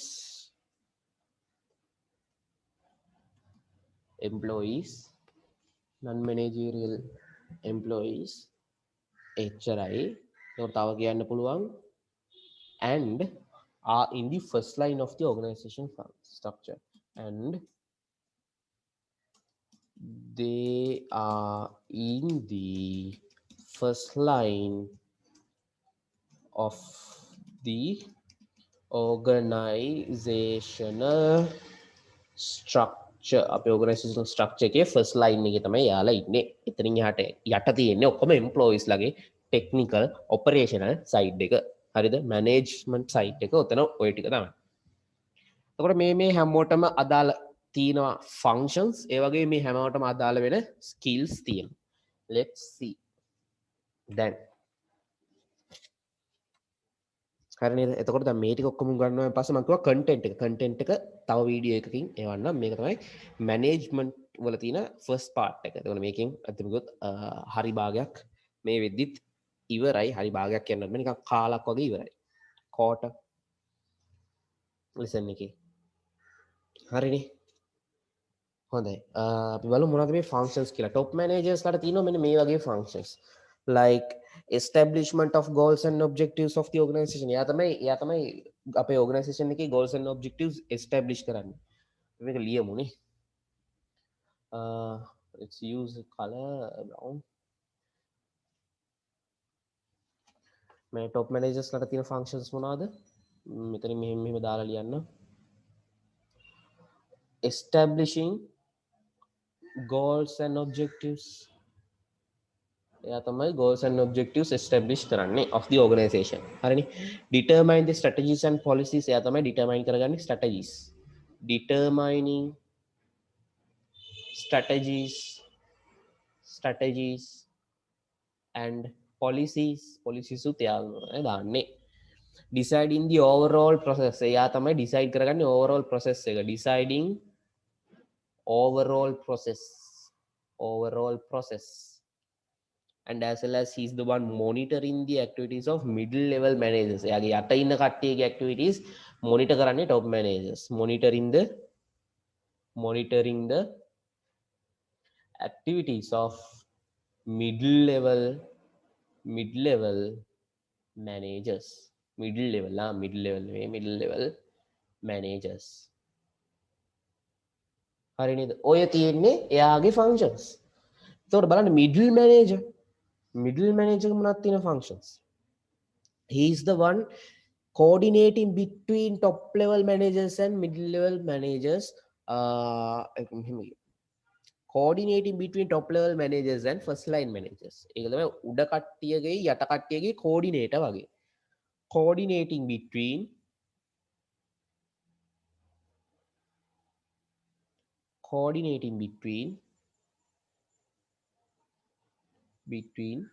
top level managers and first line managers. Coordinate කරනවා කියන්නේ මෙයා කරන හැම වැඩක්ම මෙයාට කියන්නේ නැහැ. Summaries total මෙයාලගේ ඔක්කොම වෙන output එක අරගෙන මෙයා මේ උඩ ඉන්න කට්ටියට කියනවා ඒක අපි දන්න දේනේ. Implementing plans, strategies and policies developed by top level managers. උඩ decisions හදන ඒවා ඔක්කොම implement කරන්නේ කවුද? Implementing what? එයාලා හදනවානේ strategies හදනවා. තව මොනවද හදන්නේ? policies හදනවා. තව මොනවද හදන්නේ? plans හදනවා. ඒ ඔක්කොම implement කරන්න ඕනේ කවුද? putting into action. Middle managers. හරිනේ. ඊට පස්සේ එයා තමයි provide කරන්න providing top management with information required for making decisions. මේගොල්ලන්ට තවත් decisions හදන්න මේගොල්ලන්ට ඉස්සරහට decisions ගන්න ඕන කරන required informations ටික දෙන්නේ කවුද? මෙන්න මේ middle managers ලා providing information for top level managers to make decisions. හරි නේද? සම්පූර්ණ ලිව්වේ නැහැ. මොකද්ද මේ කියන්නේ point එක කියලා ඕනනම් post කරලා පුතක note එකක් ගහගන්න. ඒ වගේ කරගන්න පුළුවන්. හරි. ඒ වගේම තව මොනවාද? මෙතන තුනක් ලිව්වා. මට එකක් ලියන්නත් බැරුණානේ. මේක මම මේ පැත්තෙන් දාලා ලියන්න. මෙයා තමයි the one who should monitor. දැන් උඩේ ඉන්න කට්ටිය මෙයාව monitor කරනවා. මෙයා මොකද කරන්නේ? යට ඉන්න කට්ටියව monitor කරනවා.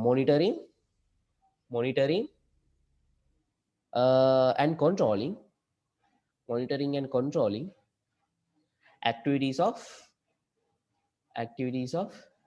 first line managers. ඒකත් දාගන්න point එක මෙතනින් දැම්මා. පැහැදිලිවට ලිව්වෙත් නැහැ. උනට මම කිව්වා පැහැදිලිව explain කරා. note එකක් ලියා ගන්න ඕනේ. ලියා ගන්න is better. then first line managers ලාට තියෙන functions මොනවද කියලා බලමු. first line managers ලාට තියෙන functions තමයි දෙකයි තියෙන්නේ.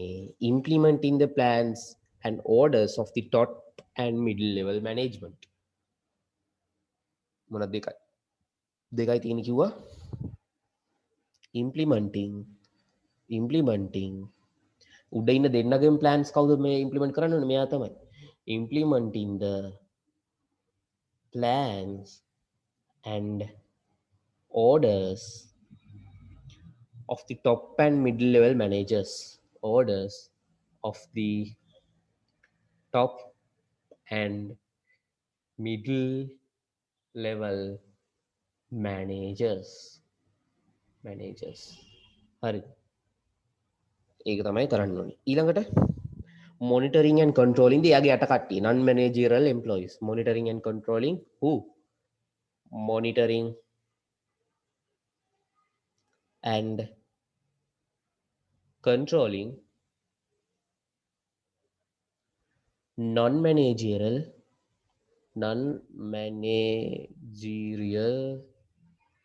non managerial employees right ඔය ඉතින් ඔච්චරයි ඕක තමයි functions ටික බලා ගන්න උඩ ඉන්නේ top managers කවුද කරන්නේ එයා තමයි establishing the goals and objectives determine the strategies policies plans determine the overall process monitoring the actions of middle level managers those are the functions of top level managers so top level managers කියන්නේ කවුද the managers manage the top level functions of the organization as well as they determine the future directions of the whole organization that is the definition middle level managers like definition they performs as heads of main divisions or departments of an organization as well as they transform strategic divisions developed by the top level managers into operations decisions required by the first line managers යට කට්ටියට ඕන operations decisions උඩ කට්ටිය දෙන්නේ strategic divisions ඒවා transform කරන්නේ middle level managers ලා තේරුණා නේද middle level managers ලාගේ functions මොනවාද coordinating between top level managers and first line managers implementing strategies, policies, plans provided by the top level managers, providing information for the top level managers to make decisions in future, as well as monitoring the monitoring and controlling the activities of first line managers. First line managers first line managers are the managers who directly interact with the non-managerial employees ඒගොල්ලෝ තමයි එයාගේ යට ඉන්න non managerial employees like interact කරන කට්ටිය and they are in the first line of the organizational structure එකේ කියන්නේ managers ලාගේ organizational structure එකේ first line organizational structure එක කියලා ගත්තොත් ඒක යටම ඉන්න කෙනා නෙවෙයි managerial organizational structure එකේ first line එක තමයි first line managers ඉන්නේ එතකොට එයාලගේ functions මොනවද implementing plans and orders of the top and middle level උඩ දෙන්නම හදන managers ලා දෙන්නම හදන ඔක්කොම plans ටික implement කරන්න ඕන first line managers ලා as well as they have to monitor and control the non managerial employees those that is the summary types of managers based on the authority හරි නේද that is the summary ඔන්න screenshot ගහගන්න clear කරගන්නවා නම් clear කරගන්න ඔන්න clear කරගන්නවා clear කරන්න මේ screenshot ගහගන්න පෝස් කළ පාඩම් කරන පාඩම් කරගන්න මම ක්ලියර් කරගත්තා හරිනේ ඕකේ ඊට පස්සේ මම කිව්වා මේ හැමෝටම skills තියෙන්න ඕනි කියලා what are the main requirements to become a better manager හොඳ manager කෙනෙක් වෙන්න නම් requirements තියෙන්න ඕනි මොනවාද හොඳ management හොඳ manager කෙනෙක් වෙන්න ඕන නම් තියෙන්න ඕන අනිවාර්ය දේවල් හොඳ ඔළුවක් තියෙන්න ඕනි you had to have a head හරි ලස්සනට අඳින්න බෑ මේකෙන් ඔස් එකෙන් අමාරුවෙන් අඳින්නේ සතුටු වෙන්න මේ ගානටවත් අඳිනවා හරිද හොඳ ඔළුවක් තියෙන්න ඕනේ හරි හෙඩ් එකක් තියෙන්න ඕනේ this is head manage කෙනෙක්ට හොඳ හෙඩ් එකක් තියෙන්න හෙඩ් එකක් තියෙන්න ඕනේ කියලා මොකක්ද මේ කියන්නේ මම knowledge එක තියෙන්න ඕනේ knowledge හරි ඊට පස්සේ හොඳ අත් දෙකක් තියෙන්න ඕනේ හොඳ අත් දෙකක් තියෙන්න ඕනේ right මැනේජර් කෙනෙක්ට හොඳ අත් දෙකක් තියෙනවා hands cool hands මොනවද මේ hands කියලා මම කියන්නේ අත් දෙකක්ද නෑ skills එයාගේ අත් දෙකකින් කරන්නේ skills තියෙන්න ඕනේ හරි skills තියෙන්න ඕනේ ඒ වගේම හොඳ heart එකක් තියෙන්නත් ඕනේ ඔන්න ඔය ටික තමයි මැනේජර් කෙනෙක්ට තියෙන්නේ මොනවද මේ heart එකේ මම කිව්වේ heart එකක් තියෙනවා කියන්නේ ඇත්තට මේ හදවතක් තියෙන්න ඕනේ කියන එක නෙමෙයි positive attitudes තියෙන්න ඕනේ positive attitudes හරිද those are the main requirements to become a better manager මොනවාද මේ main requirements to become a better manager මොනවද තියෙනවනේ head hand heart ඕක එක්සෑම් එකට මේක කියලා කිව්වත් කමක් නැහැ head equal knowledge hands equal skill heart equal positive attitudes it won't be issue main requirements manager කෙනෙක් වෙන්න අනිවාර්යෙන් තියෙන්න ඕනේ ඔන්න ඔය ටික එතකොට මේ skills කියලා ගත්තොත් skills වල තියෙනවා 3 types. skills උත් තියෙනවා 3 types. හරි. එතකොට මොනවද මේ 3 types of skills? ඒක අයිලා අර කලින් මම කියපු managers based on authority කියන part එකකට පොඩ්ඩක් connected. හරි. skills කියලා ගත්තොත් managing skills කියලා ගත්තොත් managing skills කියලා ගත්තොත් තියෙන parts තුනක්. conceptual skills මේ ඇත්තට මොන වෙන්නේ top level managers ලට. හරි. human relation skill මේක නම් හුඟක්ම යට දෙකටම ඕන වෙනවා. ඔක්කොමන්ටම human relation skills එක ඕන වෙනවා. ඔක්කොමන්ටම ඕන වෙන එකක් ඒක. හරිද? technical skills අදාළ වැඩේට ඕන කරන technical skill එක තියෙනවා. සාමාන්‍යයෙන් first line කට්ටිය තමයි එයාලා එක එක වැඩවලට recruit වෙලා ඉන්නේ. ඒකට ඒක ඒ පැතිවලට අදාළ technical skill එක ඒ කට්ටියට තියෙනවා. technical skills. conceptual skills, human resource skills, technical skills. හරි. conceptual skills කියලා කියන්නේ mental ability එකක්. ඔයාගේ ඔළුවේ තියෙන දෙයක්. ඔයාගේ mental ability to analyze new ideas emerging from the complex situations. ඔයා දෙකින්. තව විදිහට මම මෙහෙම කියන්නම්. vision regarding the internal and external environment on the organization. තාම තේරුන්නේ නැද්ද? හරි. එහෙනම් මම මෙහෙම විදිහට කියන්නම්. ability to understand and solve problems. එච්චරයි. හරිනේ. හැබැයි අපි ඔය තුනම දාලා definition එක ලිව්වොත් හොඳයි. mental ability to analyze new ideas emerging from the complex situations. mental ability අපි type කරමු. ලස්සන නෑ නැත්තම්.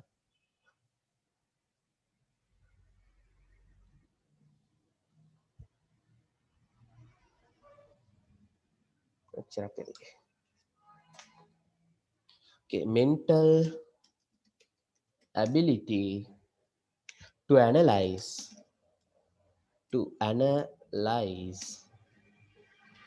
new ideas emerging from complex situations.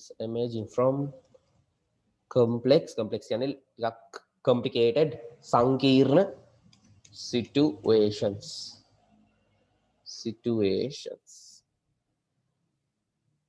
හරි නේද? ඊට පස්සේ අපිට කියන්න පුළුවන් තව එකක් vision regarding internal and external environment of the organization. Vision regarding internal and external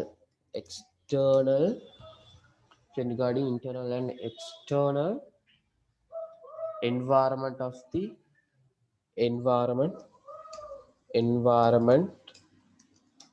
the organization. ඔන්න ඔකත් අපිට එකක් කියලා කියන්න පුළුවන්. අන්තිමට ability to understand and solve problems. ability to understand and solve problems. හරි. දැන් මෙතන තියෙන පොඩි description එකක් මම මේක read කරන්නම්. පොඩ්ඩක් මේක කියවදී තේරුම් ගන්න පුළුවන් ඉඳ බලන්න. ඉමීඩියට් කියන්නේ the mental ability to analyze new ideas emerging from the complex situation is known as conceptual skill. හරිද? ඒක එතනින් ඉවරයි. Things such as vision regarding the internal and external environment of an organization, comprehension, the ability of holistic approach, ability to understand and solve problems, foresight, the ability of astute intelligence, and the ability to explain as a process are considered as conceptual skills. මොනවාද මේ conceptual skills? ඔන්න point wise අපි දැන් ලියමු what are these conceptual skills? skill එක අපි පොඩ්ඩක් ලියමු. මොකද්ද? first one. vision regarding internal and external environment. vision regarding external and internal environment. හරිද? ඊට පස්සේ තව මොනවද තියෙන්නේ? comprehension. comprehension. ඊළඟට ability for holistic approach. The ability for holistic, first one, second one, holistic approach. Hari? It was the ability to understand and solve problems. Ability to understand and solve problems. Foresight. What is තීක්ෂණ බුද්ධිය කියන වාට ඉස්සරහා තියෙන දේවල් පේනවා. වාට ඉස්සරහට වෙන්න යන දේවල් කියන්න පුළුවන්. අන්නේ බුද්ධිය, intelligence එක. Foresight. Foresight. The ability of astute intelligence. අර උඩ එක වගේම තමයි intelligence. Astute intelligence. Astute intelligence. කියන්නේ ටිකක් ඩිෆරන්ට් විදිහට හිතන්න පුළුවන් වෙන හොඳ ඉන්ටෙලිජන්ට් එකක් ඕනම ප්‍රශ්නකට උත්තරයක් ක්‍රියේටිව්ලි හිතන්න පුළුවන් මාර ඉන්ටෙලිජන්ට් එකක් තියෙන්න ඕනේ. ability to explain as a process. Ability to explain as a process. මොකක්ද මේ ability to explain as a process කියන්නේ? මේ conceptual skills අතරම ඕන වෙන්නේ top level managers ලාට. මේගොල්ලෝ තමයි මේක process එකක් විදිහට ඒකේ මැද කට්ටිය mid level managers ලාට explain කරන්නේ. එතකොට ඒක explain කරද්දි clearly වෙන්නේ මොකද්ද කියලා explain කරගන්න ability එකත් අනිවාර්යයෙන්ම මේ conceptual skills වල තියෙන්න ඕන. ඕවා තමයි skills. Vision regarding the external and internal environment, comprehension, ability for holistic approach, ability to understand and solve problems, foresight, astute intelligence, and ability to explain as a process. Ability to explain your idea as a process. හරි නේද? Those are the conceptual skills. A part එකත් ඉවරයි. ඊට පස්සේ තියෙන්නේ conceptual skills ඉවරයි, human relation skill. ඒක හරි ලේසි. එතනින් හරිය අනිත් දෙකම හරි ලේසි. Human relation skill කියන්නේ ability of a manager to understand others, to work with them cooperatively, to get the work done through others, and to treat humanly are known as human skills. මොනවද තියෙන්න ඕනේ? Human skill කියන්නේ ability of a manager to understand others. Ability of a manager to understand others. Hari? To work with them cooperatively. To work with them cooperatively. අපිට යාලත් එක්ක හොඳට cooperatively වැඩ කරන්න සිද්ධ වෙන්න ඕනේ. To get the work done from them. To get the work done from them and to treat humanly. බලෙන් කරපන් කියලා එහෙම නෙවෙයි. To get the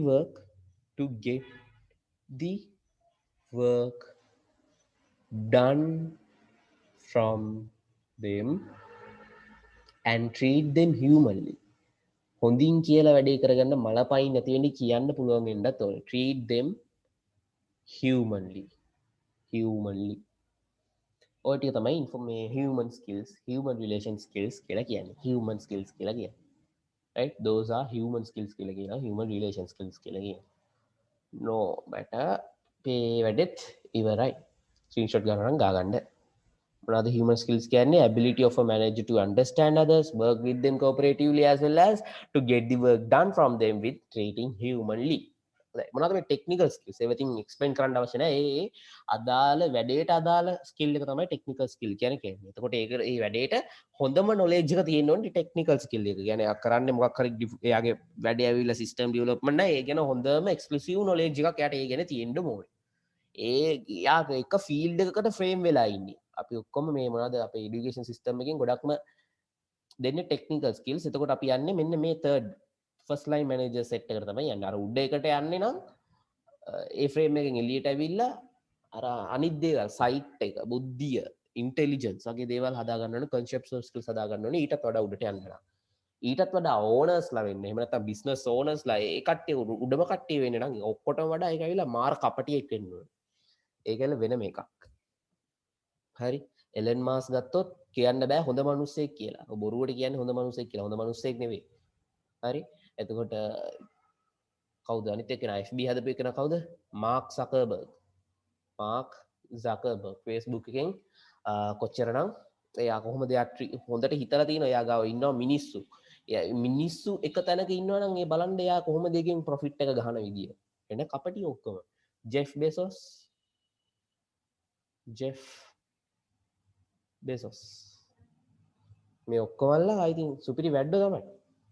එලන් මාස් කියන්නේ එලන් මාස් කරපු වැඩක් ඕන නම් මම කියන්නම් ඇයි මම එහෙම කියන්නේ කියලා. බිට්කොයින් වල එයා වැලියු එක අප් කරා. බිට්කොයින් වල වැලියු එක අප් කරේ කොහොමද? එයා කිව්වා ටෙස්ලා කම්පැනි එකේ ෂෙයාර්ස් ඔයාලට මම ඉස්සරහට විකුණන්නේ බිට්කොයින් හරහා කියලා. එතකොට මිනිස්සු මොකද කරේ?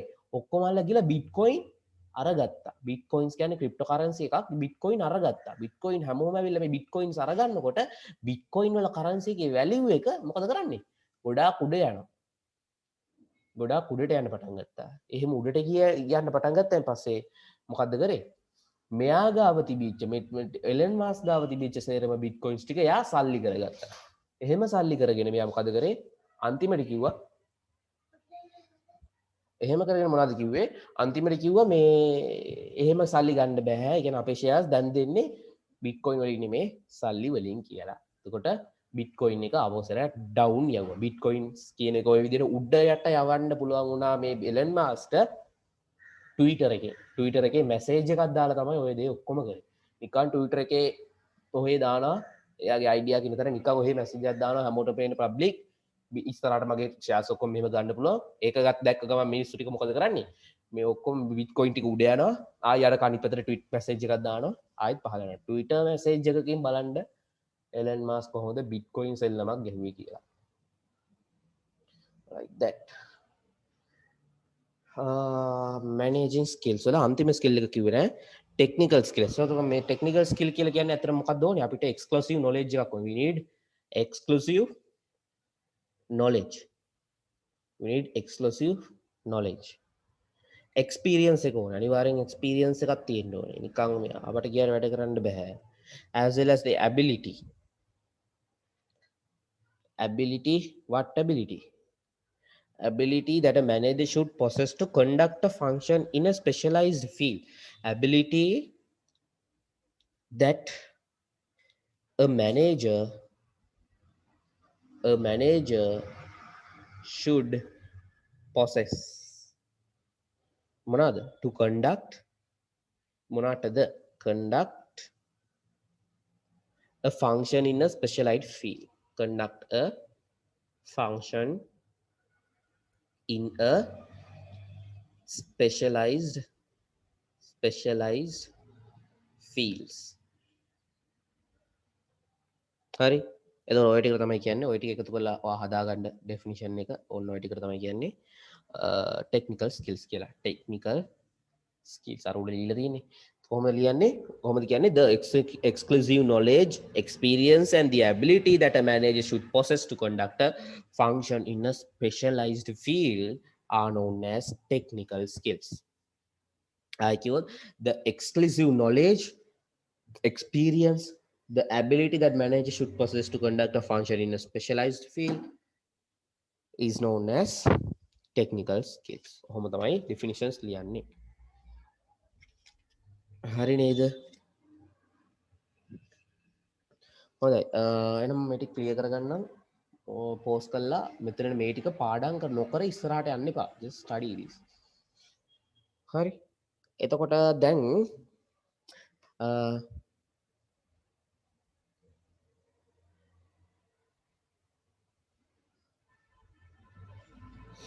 මං කිව්වා human skills එක හැමෝටම ඕනේ.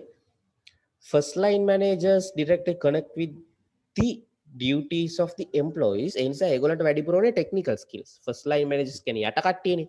එයාලට මං කිව්වා ඕන වෙන්නේ මොනවද? technical skills. ඒ වගේම top managers ලාට ගොඩක් ඕන වෙන්නේ conceptual skills. ඒ ටික තමයි ඊළඟ ටික තිබ්බේ. දැන් තියෙන මොනවාද ඩිසිෂන් එකක් හදද්දී අපි මොකක් හරි ඩිසිෂන් එකක් ගනිද්දී අන්න ඒකට ස්ටෙප්ස් තියෙනවා ස්ටෙප්ස්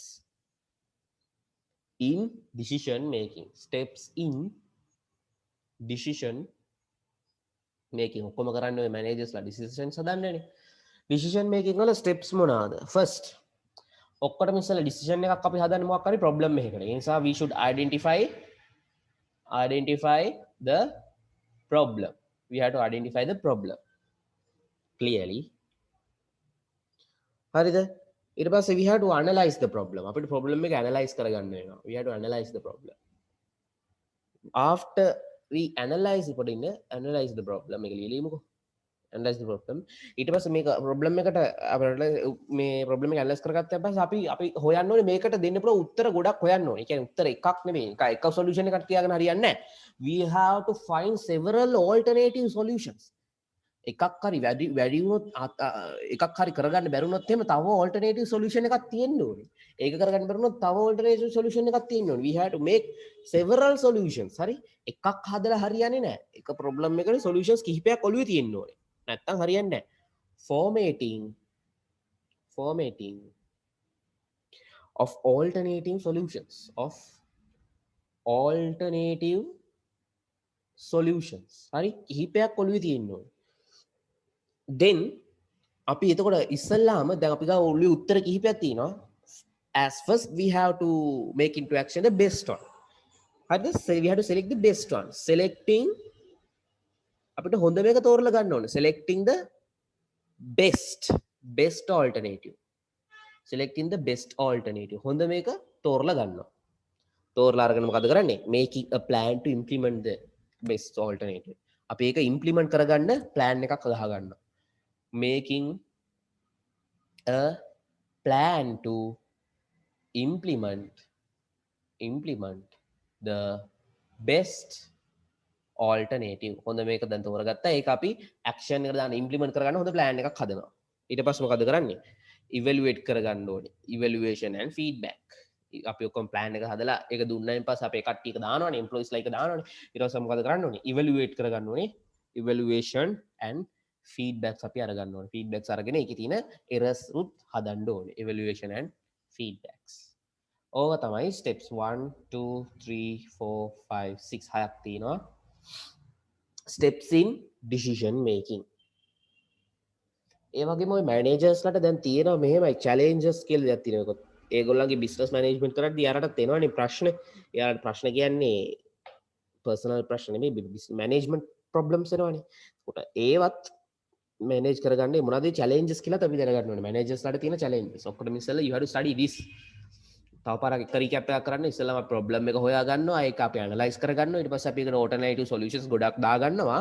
ඊට පස්සේ අපි ඒකෙන් best one එක choose කරගන්නවා ඒක implement කරන්න හොඳ plan එකක් හදනවා ඊට පස්සේ ඒක implement කරලා evaluate කරනවා evaluation and feedbacks එන feedbacks වලින් ඉතුරු maintenance ටික කරනවා අන්න එහෙමයි කරන්නේ හරියට SDLC වගේම තමයි හරි ඊට පස්සේ what are the challenges in present business management වල දැන් තියෙන challenges මොනවාද business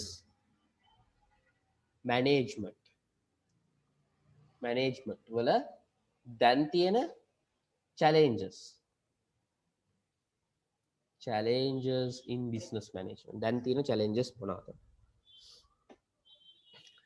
main challenge එක මෙන්න මේකයි globalization මුළු ලෝකෙම එකට connect වෙලා තියෙන එක අත්තම කිව්වොත් challenge එක මොකද ඒකට හැඩෙන් ඒවට හරියන්න අපි හැඩ ගහෙන්න ඕනේ ලෝකේ කොහේ හරි කොනක මොකක් හරි අලුත් ඉන්වෙන්ෂන් එකක් දාගත්තොත් හදුවොත් එහෙම අපි ඒවා අපේ බිස්නස් වලට ඉම්ප්ලිමන්ට් කරගන්න ඕනේ so globalization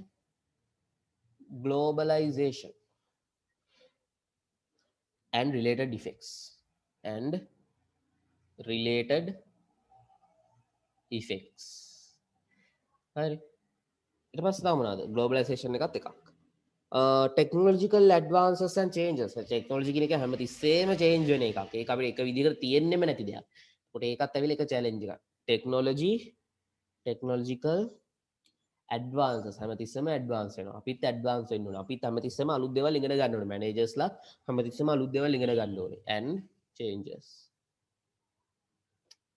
එතකොට ඊළඟට මොකද්ද? කම්පිටිෂන් එක එන්න එන්න වැඩි වෙනවනේ. මොකද හැමෝම කැම්පස් අවුට් වෙලා ආපු ගමන් පටන් ගන්න අලුත් බිස්නස් එක. අලුත් බිස්නස් එක පටන් ගන්නවා කියන්නේ ඉන්න බිස්නස් එකට කම්පිටිෂන් එක වැඩි වෙනවා. දවස් ගානේ මේක වැඩි වෙනවා.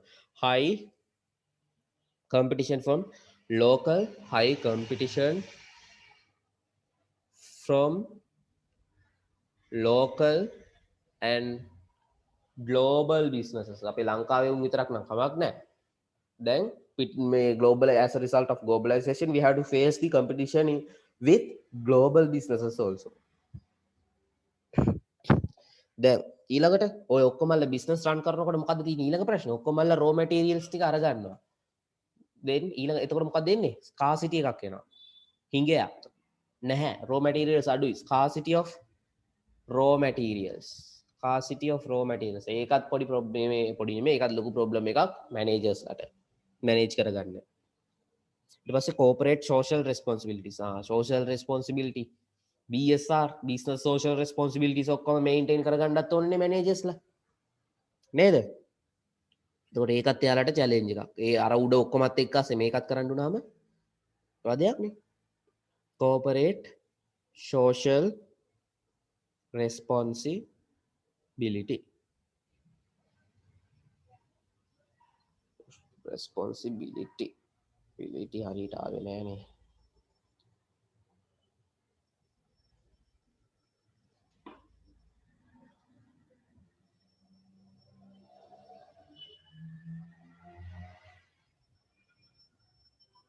ඉතින් නෝ ඒ ටික තමයි. challenges මොනවාද? globalization and related effects, technological advances and changes, high competition from local and global businesses, scarcity of raw materials, corporate social responsibility. corporate social responsibility. social responsibility එකටත් කෝපරේට් කරන්න ඕනේ මැනේජර්ස් ළම තමයි. හරි. ඕවා තමයි මොනවාද? challenges. ඔන්න මැනේජ්මන්ට් වල ලෙසන් එකේ මම දැන් මේක පාඩම් කරගන්න පෝස්ට් කළා. පාඩම් කරගත්තන් පස්සේ මකනවා දැන් මැනේජ්මන්ට් වල මැනේජ්මන්ට් ලෙසන් එකේ ඉන්ට්‍රෝ එක ඉවරයි. ඉන්ට්‍රෝ එක now successfully done. දැන් තියෙන්නේ මොකද්ද? content එක. දැන් ඔය ඉන්ට්‍රෝ එක ඉවර වුණේ. හොඳේ. content එක we'll see in the next video. This is part 1 and next video will be last part of this lesson, part 2. Alright? Okay, goodbye.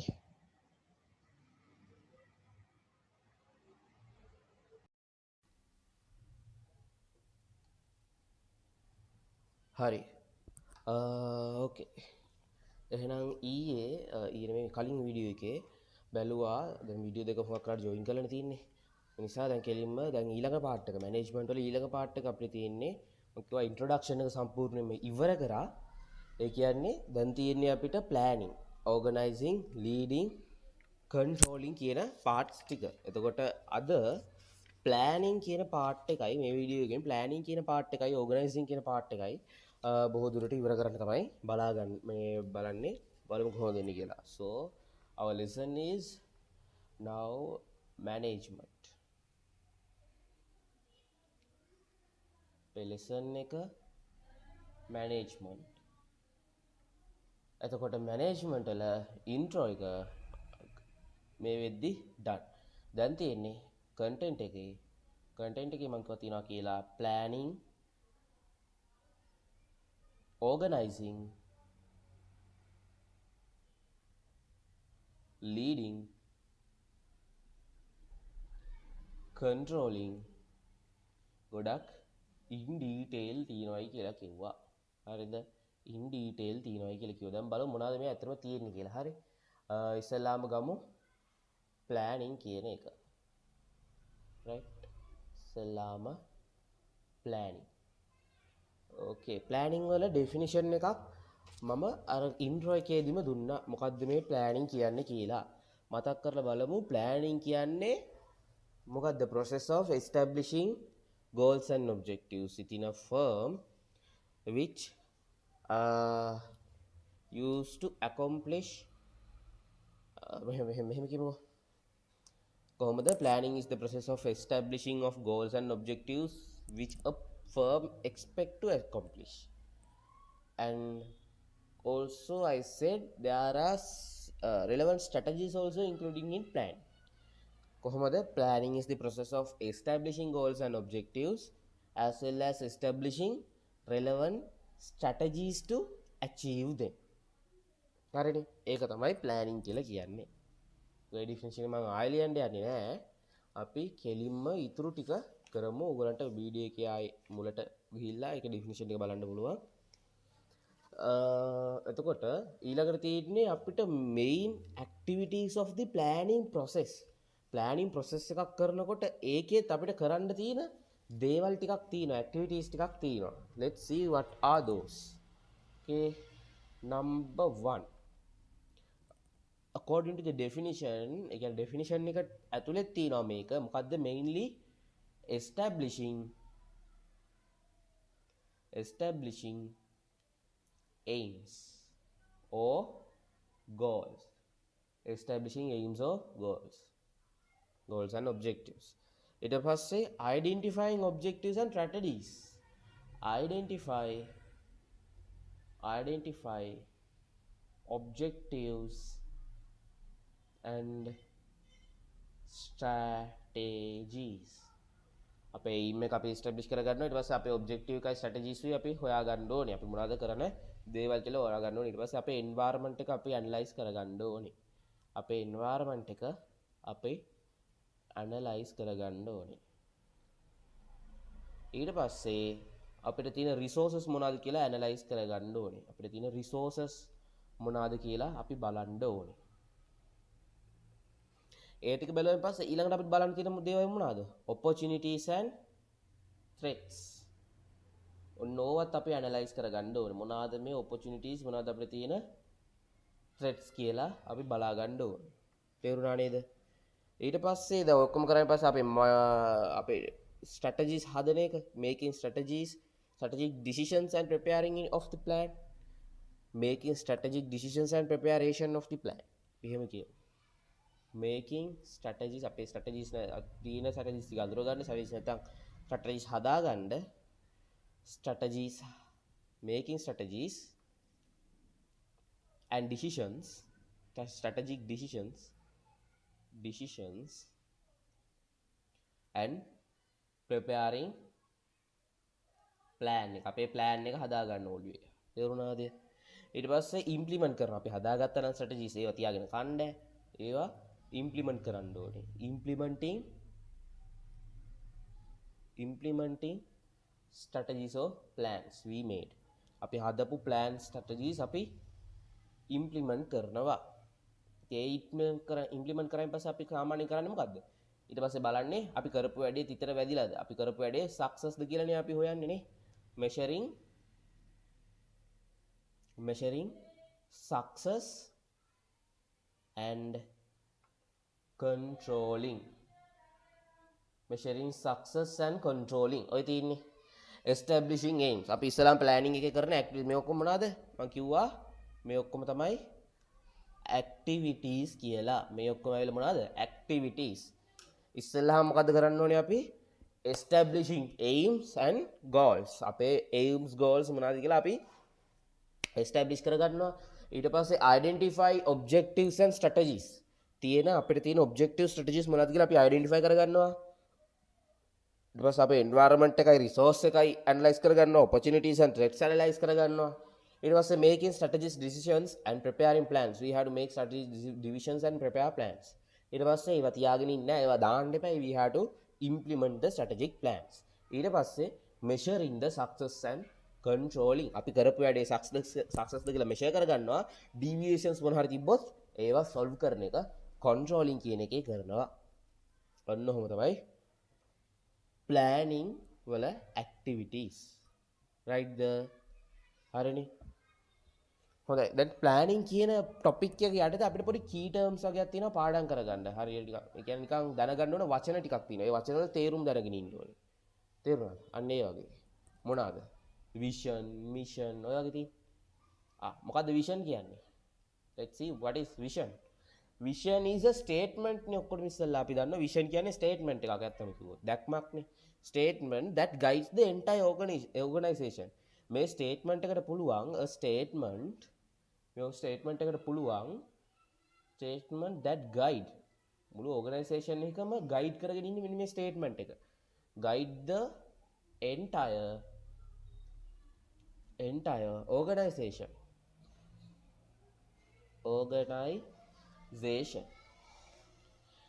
and that compress the entire affairs of the organization මුළු organization එක ඇතුළේ තියෙන ඔක්කොම links ටික ඔක්කොම connections ටික ඔක්කොම ටික compress කරලා කියන්න පුළුවන් statement එකක් තමයි මේක compress the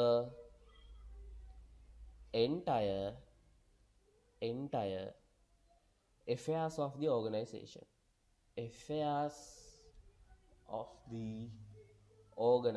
ඔන්න නෝට් එක ලියනකොට මම දැන් කියන එක අහලා ලියන්න මේක දිහා බලුවම පොඩක් අවුල්නේ this can be mentioned as a statement that guides the entire organization and compress the entire affairs of the organization ආයෙත් කියන්න this can be mentioned as a vision can be mentioned as a statement that guides the entire organization and compress the entire affairs of the organization හරිනේ ඔන්න vision ඊළඟට මම කියව අනිත් word එක මොකද්ද mission එක what is mission this is also a statement mission means also a statement mission statement කියලානේ කියන්නේ හොඳයි එතකොට this is a statement that explains what our vision widely මේ vision එක තව ටිකක් අරගෙන expand කරලා explain කරන්න පුළුවන් එකක් තමයි මෙන්න මේ mission කියලා කියන්නේ මේ vision එකම තව පොඩක් හොඳට අරගෙන explain කරන්න පුළුවන් එකක් තමයි මෙන්න මේ mission කියලා කියන්නේ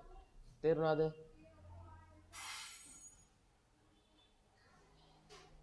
හරිනේ හොඳයි mission එතකොට අපි කොහොමද කියන්නේ this is a statement that explains the vision widely further that guides the individuals of the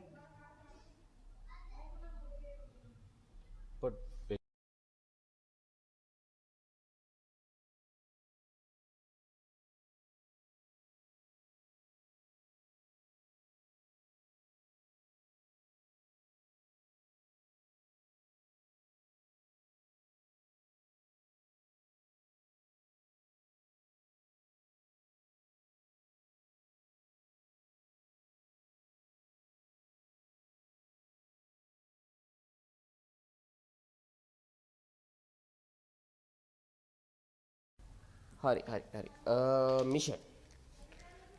mission කියලා කියන්නේ මම කිව්වා statement that explains the vision widely further ඒ වගේම this statement will guide the individuals of the organization to perform and that distinguishes its organization from the affairs of the other organizations this decides the nature and the directions of the organization too එහෙම කියන්න පුළුවන්. එතකොට මොකක්ද අපි මේ කෙටියෙන් කියනවා නම් අපි කියමු මෙහෙම a statement which explain vision widely a statement which explain the vision widely and guides the individual of the organization to perform guides the individuals in the organization to perform ඉවරයි නැහැ and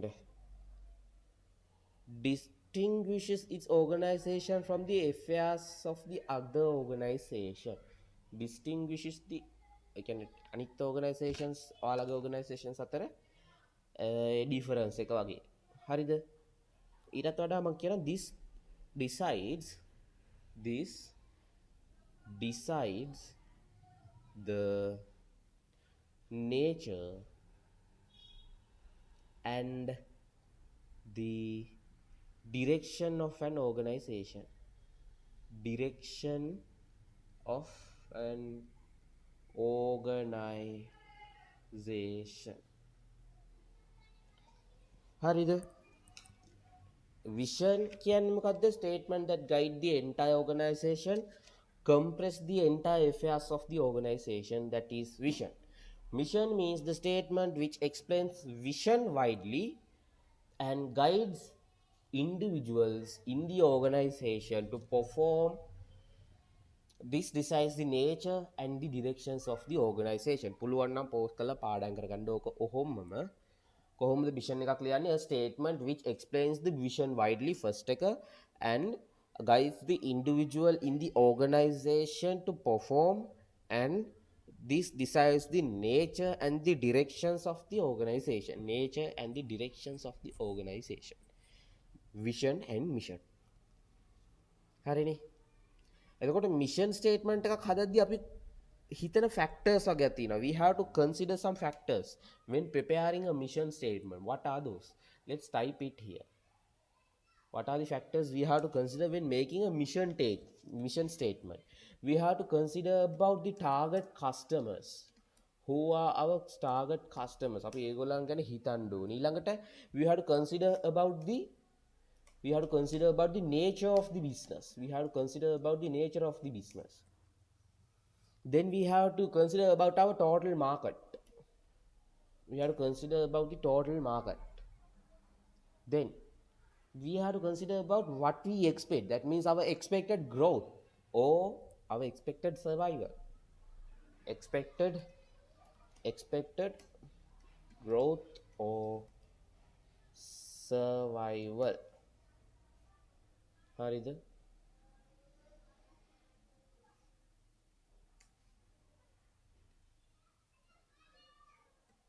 survival. ඊළඟට අපේ සාමාන්‍ය organisation එකක් තියෙනවනේ, ඒක සාමාන්‍ය values, beliefs and philosophies වගේ දේවල්. values, beliefs වගේ beliefs ඕන philosophies කියන එකත් මම දාන්නම්. ඒ වගේ දේවලුත් ඕනෙත් නැහැ. values, beliefs ඔය දේවල් ටික consider කරන්න ඕනේ. And our significance of the business. Significance of the business and our public image. අපි එළියට පෙන්වන්න ඕනේ image එක ගැනත් අපි පොඩ්ඩක් හිතන්න ඕනේ. public image. Those are the factors that we have to consider when preparing a mission statement. What are the factors? Target customers, nature of the business, market, expected growth, values, beliefs, significance of the business, and our public image. Study දැම්ම පාඩම් කරගෙන study it now itself. හරිද? Video pass කරන්න පාඩම් කරන්න. target customers, nature of the business, market, expected growth, තව තියෙන values, beliefs, significance of the business, public image.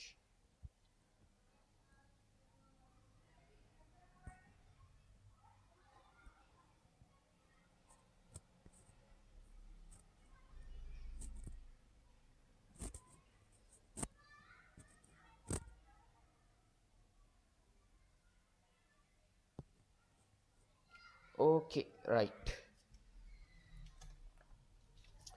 පාඩම් කරන්න ඇති කියලා හිතනවා. ඒ ෆැක්ටර්ස් ටිකක් ඉම්පෝර්ටන්ට්. හරිනේ. ඒ ඊළඟට තව වර්ඩ්ස් ටික ඉවර නැහැ. විෂන් එක, මිෂන් එක තව තියෙනවා. ගෝල්ස් ඉවර නැහැ. මම ඊළඟ මේ ටිකක් කියලා දෙන්නම්. විෂන්, මිෂන්, then ඊළඟට ගෝල්ස්. ඊළඟට තියෙන මොනවද? ගෝල්ස්. goals. හරි. goals කියන්නේ the prospections that an organization expects to fulfill. අපේ organization එක බලාපොරොත්තු වෙන දේවල් fulfill කරගන්න. අන්න ඒව තමයි අපේ goals වෙන්නේ. The prospections that an organization expect to fulfill in the long run are known as goals. අපේ business එකේ long run එක කියන්නේ දීර්ඝ කාලීනව අපේ මුළු business එකේ entire goal එක තමයි මෙතනදී කියන්න ඕනේ. මුළු business එකේ ටික කාලයක goal එකක් නෙමෙයි, මාසයක goal එකක් නෙමෙයි. එහෙම goals තියෙනවා. මෙතනදී කියන්නේ business එකෙන් ඇත්තටම වෙන්න ඕනේ දීර්ඝ කාලීන දිග අවුරුදු තව අවුරුදු 20කින් අපිට මෙන්න මේ වගේ එන්වයරන්මන්ට් එකක් ලෝකයේ ඇති කරන්න ඕනේ කියන ගෝල් එකකින් තමයි අපි මේ වගේ පොඩි බිස්නස් එකක් පටන් ගන්න. අන්න ඒ වගේ ගෝල් එකක් තමයි එතන තියෙන්නේ. හරිද? එතකොට අන්න ඒකට තමයි කියන්නේ the prospections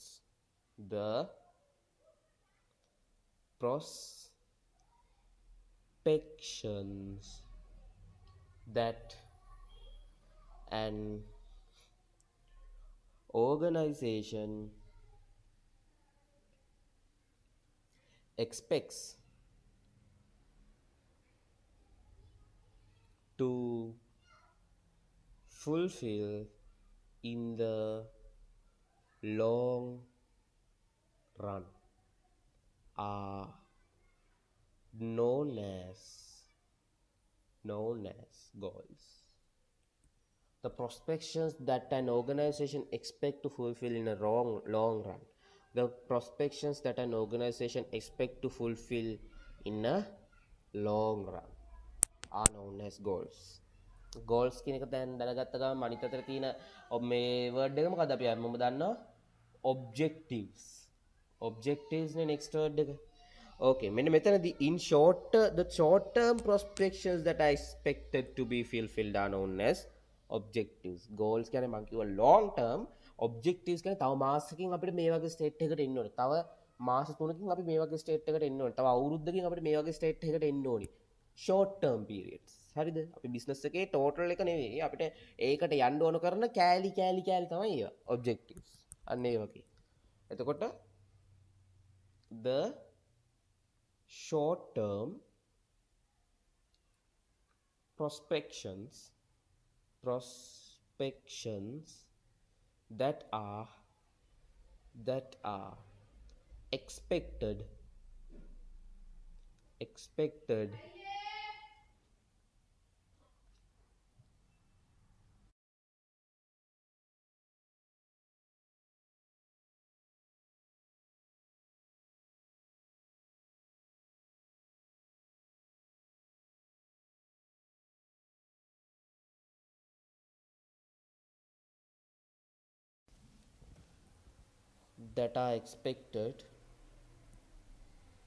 to be fulfilled. Okay, now you have to study this both words. හොඳට පාඩම් කරන්න. ඒ වගේම දැන් ඉඳලා මේ වීඩියෝ එකේ මුලින් ඉඳලා පොඩ්ඩක් ආපහු රිකප් කරගෙන එන්න. මොනවද කරේ කියලා වීඩියෝ එක ආයි බලාගෙන එන්න එපා. කරපු දේවල් මතක් කරගන්න.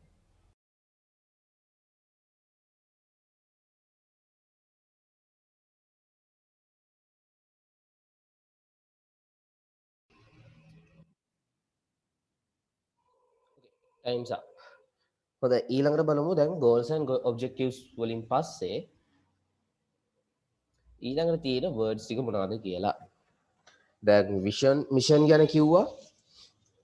goals objectives ගැන කිව්වා. දැන් මේ දෙකින් දෙක යන්නේ එතකොට වැඩි ලේසි. දැන් තියෙන policies and strategies. මේ method එකේ යන්දි වැඩි ලේසි. දැන් first set 1 එකේ මොනවද තිබ්බේ? අපේ vision එකයි mission එකයි. set 2 එකේ මං කිව්වා මේ අපි දන්න couples goals objectives. දැන් මේ හැම word එකක්ම define කරන්න දැනගෙන ඉන්න ඕනේ. හරි? goals means long term prospections, objectives mean short term prospections expected to be fulfilled in a organization. හරි නේද? එතකොට set 3 මේක ටිකක් අපිට ඇහැට පුරුදු නැති වචන දෙකක් නේ. policies strategies දෙක එකට සාමාන්‍යයෙන් දැකලා නැහැ. policies strategies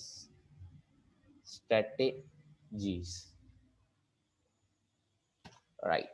එතකොට මොනවාද policies කියලා කියන්නේ? how to define these policies? let's see. policies එකක් මෙහෙම කියන්න පුළුවන් the indexes that guide the way of conducting affairs when achieving the established goals and objectives are known as policies. අපි දැන් vision mission එහෙම නැත්නම් අපි දැන් ඔක්කොටම ඉස්සෙල්ලා එස්ටැබ්ලිෂ් කරගත්තානේ අපේ ගෝල් එක. ප්ලෑනින් එකේ ඇක්ටිවිටීස් වල ෆස්ට් ඇක්ටිවිටි එක මොකක්ද? establishing the aims එහෙම නැත්නම් establishing the goals. එතකොට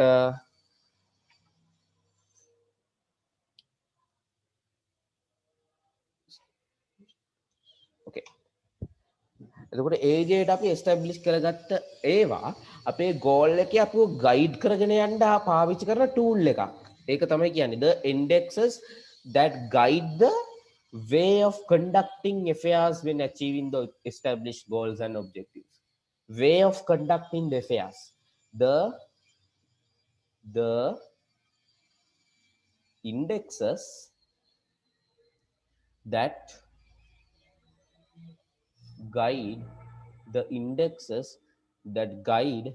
the way of conducting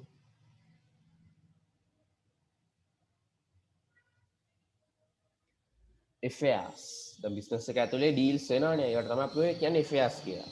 Affairs when achieving අපි දැන් achieve කරගෙන අපි දැන් planning එකේ first activity එකක් විදිහට අපි දැන් දාගත්ත අපේ goals achieving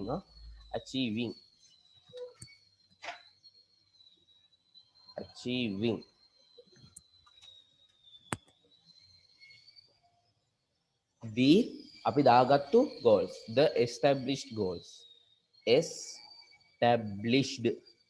established goals.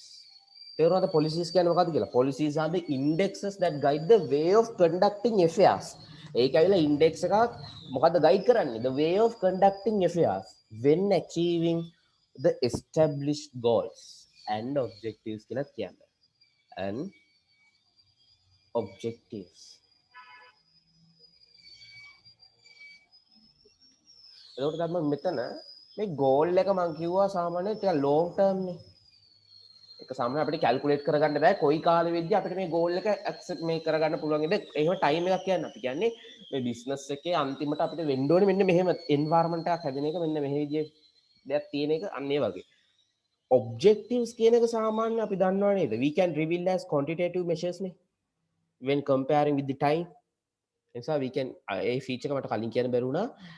The objectives are revealed as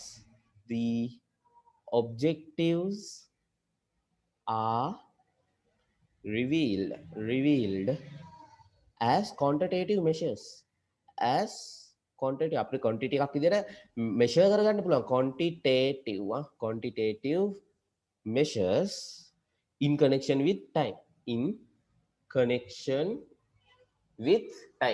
time එකත් එක්ක ඒ කියන්නේ ෂෝට් ටර්ම් නේ මාසෙකට මෙච්චරක් අපිට ඕනේ ඔබ්ජෙක්ටිව්ස් තියෙනවා අපි මේ දේවල් අපි අචීව් කරගන්න ඕනේ මේ අවුරුද්ද ඇතුළත අපි මේ දේවල් අචීව් කරගන්න ඕනේ අන්න ඒව තමයි එතනින් කියන්නේ we can measure it has a quantitative measure ඒ කියන්නේ අපිට ඒක measure කරගන්න පුළුවන් the objectives are relieved as quantitative measures in connection with time right goals එහෙම බෑ goals වල long term හරි දැන් අපෝ back අපේ part එක policies means the indexes that guides the way of conducting affairs when achieving the established goals and objectives නේ then what are these strategies කියන්නේ මොනවද සාමාන්‍ය ඔයාලා පාවිච්චි කරන ටිකක් බුද්ධිමත් උපක්‍රමනේ ඔයාගේ වැඩේ කරගන්න ඔයාලා පාවිච්චි කරන අර ක්‍රම strategies are the strategies මෙහෙම අපිට මෙහෙම කියන්න the strategies point out what should be done to realize vision what should be done to realize vision මේ part එක හරි interesting ඉන්නේ මේ හැම එකකම ආයි අනිත් ඒවත් ආයේ කතා කරලා පෙන්නන. එතකොට අපිට අනිත් ඒවා ආයේ රිවයිස් කරගන්න පුළුවන්. The strategies point out what should be done to realize vision, mission,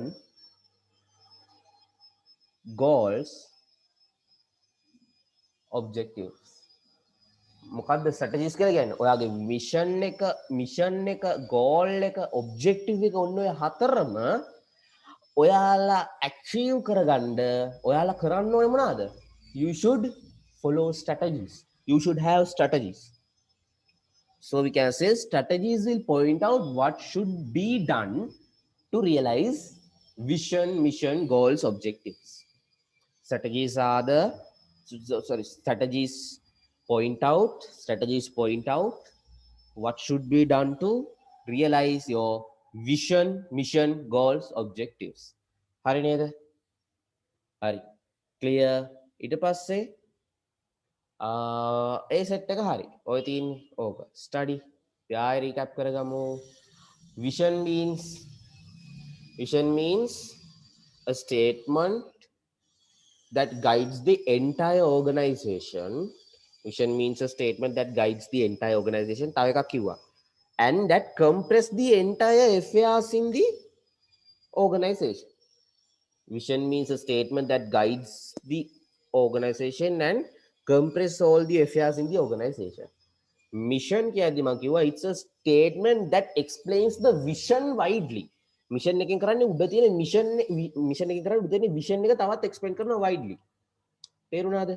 And as well as it guides the individual of the organization to perform. Hari. As well as this decides the nature and the future directions of the organization. Mission එකෙන් කරන්නේ ඔන්න ඔය ටික. ඊට පස්සේ goals. Goals එකෙන් අපි කියව the prospections that an organization expects to fulfill in long term run is known as goal. Objectives, we said the short term prospections that are expected to be fulfilled in a organization is known as objectives, and we said objectives are revealed as quantitative measures in connection with time. We can reveal the objectives as quantitative measures in connection with time. Those are objectives. Policies. The objectives වල තව ඉවර නෑ මම ඒ ටික කැලෙන් කැල කියලා දෙන්නේ අර එතකොට ලින්ක් කරගන්න මට හරි ලේසි. Set 3 එකේදී තියෙනවා policies and strategies. Policies are the indexes that guide the way of conducting affairs when achieving the established goals and objectives. Strategies means strategies can point out what you should be done to achieve the to realize the vision, mission, and to achieve your goals and objectives. Those are strategies. ඔයාගේ vision එක, mission එක, goals එක, objectives achieve කරගන්න ඔයා කරන්න ඕනේ දේවල් ටික තියෙන්නේ කොහෙද? Strategies. ඔයාව guide කරන indexes ටික තියෙන්නේ කොහෙද? Policies වල. ඔයාගේ short term prospections ටික objectives, long term prospections goals. එතකොට statement that guides the entire organization and compress all the affairs vision. Mission means statement which further explain the vision as well as guides the individuals and the organization to perform, as well as this decides the nature of the business and the future directions in the organization. Mission එක ටිකක් complex. මම කියවා objectives ටිකක් ඉවර නෑ කියලා. මම ඒ ටික දැන් කියලා දෙන්නම්. objectives වල මෙන්න මෙච්චරයි තියෙන්නේ. අමාරු නෑ. හරි ලේසි ඊතුරු part එක. characteristics. objective එකක characteristics කියන්න කිව්වොත් එහෙම. වෙන ඒවල අහන්න මේකේ අහනවා. objectives වල characteristics තියෙනවා.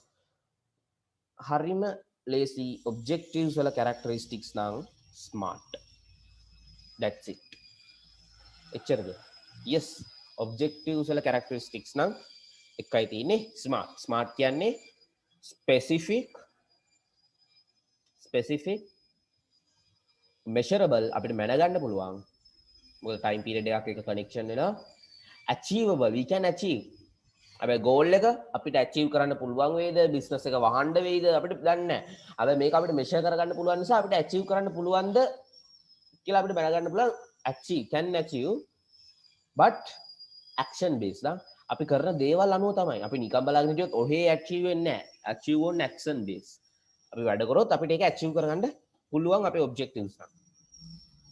Then R means realistic. එහෙම නැත්නම් අපිට කියන්න පුළුවන් rational කියලා. rational. realistic කියන්නේ වෙන්න පුළුවන්. goal එකක් නම් අපි හිතමු අපේ මොකක් හරි business එකක් අරගෙන for an example අපේ මම computer manufacturing business එකක් කරනවා. මට ඕනේ ඉස්සරහට මුළු ලෝකෙම ඇවිල්ලා holographic computers පාවිච්චි කරන එන්වයරන්මන්ට් එකක් තියෙන. එතනට යන්න පුළුවන් වෙයිද දන්නේ නැහැ. හොලොග්‍රැෆික් වලටත් වඩා ඇඩ්වාන්ස් ටෙක්නොලොජි එකක් මට කලින් කවුරු මේ එතනට යන්න කලින් තව මේ ටික කාලෙකින් කවුරු හරි හොයාගන්නේද දන්නේ නැහැ. ඒවා කියන්න බෑ. අන්න ඒ වගේ. හැබැයි අපිට පුළුවන් මම හිතුනවා මට මගේ මං හදපු අලුත් කම්පියුටර්ස් 50ක් මට ඊළඟ මාසෙ වෙද්දි විකුණ ගන්න පුළුවන් වෙනවා. අන්න ඒ වගේ එකක් ඔබ්ජෙක්ටිව් එකක්. එතකොට අපි හරියට වැඩ කරොත් අපිට අපේ කම්පියුටර්ස් 50 විකුණ ගන්න පුළුවන්. අන්න ඒ වගේ. හරිනේ. T. T means time bounded. Time bounded. Time bounded. Okay. මම දැනට පොඩ්ඩක් ක්ලියර් කරගන්න set 1 set 2 set 3 කියන එළියක් තියන්නම්. policies කියන්නේ මොකද්ද කියලා දැන් මම කීප සැරයක්ම කිව්වා. strategies කියන්නේ මොනවද කියලා කීප සැරයක්ම කිව්වා. සා ප්‍රශ්නයක් නැහැ. So let's type now. Characteristics of objectives you should not forget. What? Smart. හොඳයි. S කියන්නේ we know specific. M කියන්නේ measure measurable, right? එතකොට A කියන්නේ achievable, you can achieve. Achievable action base. වා කරන වැඩ අනුව. R means realistic as well as rational. Realistic කියන්නත් පුළුවන්. එහෙම නැත්නම් අපිට rational කියලා කියන්නත් පුළුවන්. T means time bounded. මාසයකට දෙකකට time bounded. Those are the characteristics of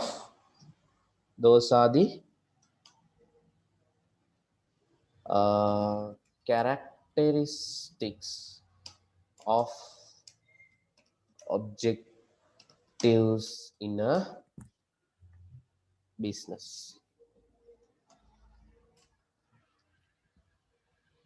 හරිනේ. ස්මාර්ට් කියලා මතක තියාගන්න පුළුවන්. ඕකේ. දැන් අපි ආපු සැරේ අර සෙට් එකට යමු. කිව්වනේ මේ ප්ලෑනින් එකේදී අපිට වර්ඩ්ස් මතක තියාගන්න තියෙනවා කියලා. හරි කරදරේනේ ඒක. ෆස්ට් සෙට් එක අපි දන්නවා vision mission, second set එක goals and objectives, third set එක අපි දන්නවා policies and strategies. What is the next step? Set 4. Set 4 rules and procedures. Rules and procedures. අපි බලමු මොනවාද මේ rules කියන්නේ කියලා. What are these rules? Rules කියලා කියන්නේ this is an index. Index කියවම අර policies වගේම තමයි. This is an index prepared to explain the things to be done and not to be done specifically when fulfilling a task. අපි කරන්න ඕනේ මොනවාද නැත්තේ මොනවාද කියලා වෙන් කරගන්න පාවිච්චි කරන tool එකක් තමයි rules කියලා කියන්නේ. මොනවාද? This is an index. This is an index prepared to explain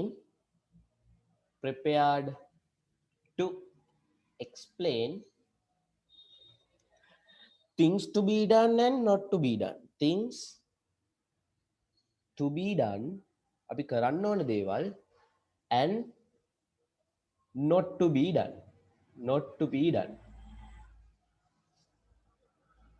Right? Not to be done when we fulfilling a task.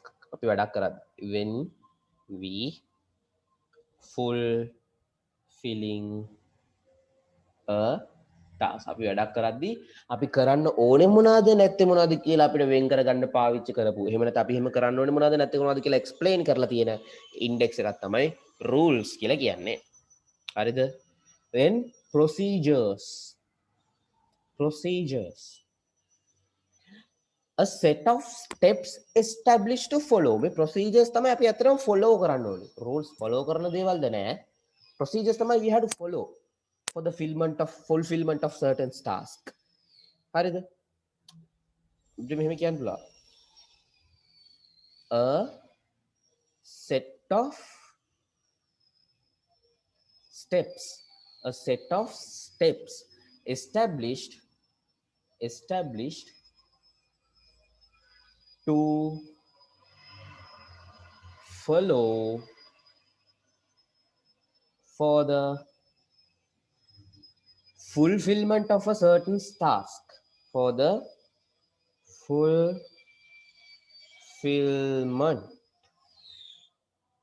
of a certain task, a set of steps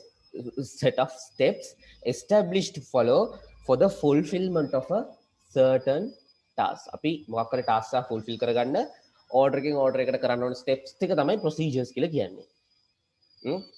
This shows the way of doing things that are established through policies in a specific manner. Making ඇත්තට මොකද්ද මේ පෙන්නන්නේ? This shows the way of doing things established in policies වලදී අපි establish කරගත්තා. මොකද්ද policies කියලා කියන්නේ? ආයෙ මතක් කරමු, the indexes that guide the way of conducting the affairs. අපි කියවා indexes that guide the way of conducting the affairs when achieving established goals. අපේ establish කරගත්ත අපේ goals ටික අපි achieve කරද්දී ඒක කරගන්න way එකක් තියෙනවා. ඒ කියන්නේ අන්න එතනදි තමයි අපි procedures දාන්නේ. තේරුණාද? This shows the way of doing things that are established through the policies වලින් අපි establish කරගත්ත දේවල් ටික කරගෙන යන steps ටික තියෙන්නේ කොහෙද? procedures වලදී.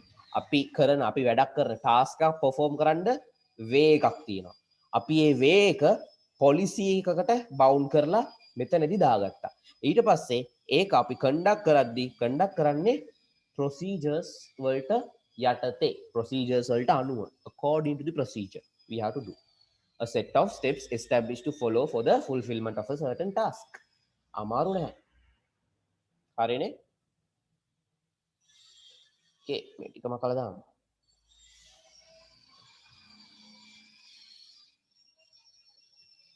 හොඳයි, දැන් rules දන්නා, procedures දන්නා. අපි බලමු what is the next set 5යි තියෙන්නේ. ඒ නිසා වැඩෙත් ලේසි. ඔක්කොම key terms කීයක් තියෙනවද එතකොට? key terms 10යි තියෙන්නේ. හරිද? දැන් තියෙන්නේ මොනවද? programs and projects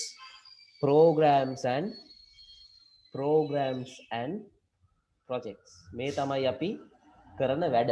අපි කරන programs, අපි කරන projects. හරි.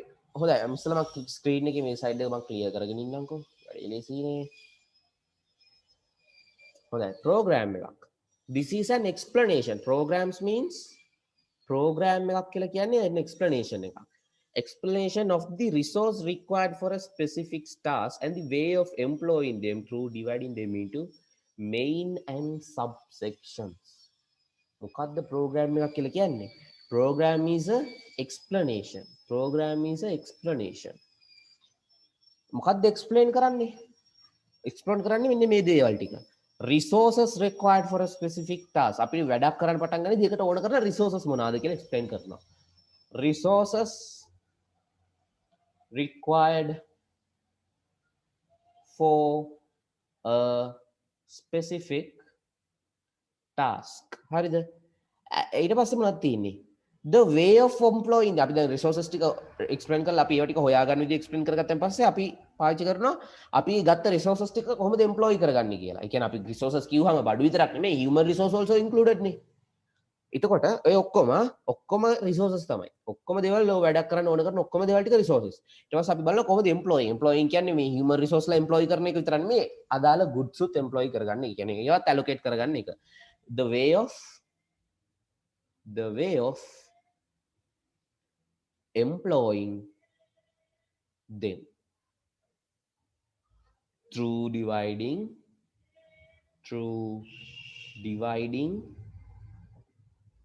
them into main and subsections. අපිට ඒවා main sections, subsections වල divide කරගෙන තමයි බෙදන්නේ. Dividing them into main and subsections. ඔය තියෙන program එකක් කියන්නේ ඔය ටික. The explanation of the resources required for a specific task and the way of employing them through dividing them into main and subsections is known as program. හරිනේ? ඊළඟට තියෙනවා projects. project එකක් කියලා කියන්නේ මොනවද? What is this project? Project is the task with a specific beginning and a end. අපි වැඩ පටන් ගන්නවා වගේම අවසානයක් තියෙන මොකක් හරි වැඩක්. ආරම්භයක් තියෙන අවසානයක් තියෙන මොකක් හරි වැඩක්. මෙහෙම කියමු. A task with a specific beginning and an end.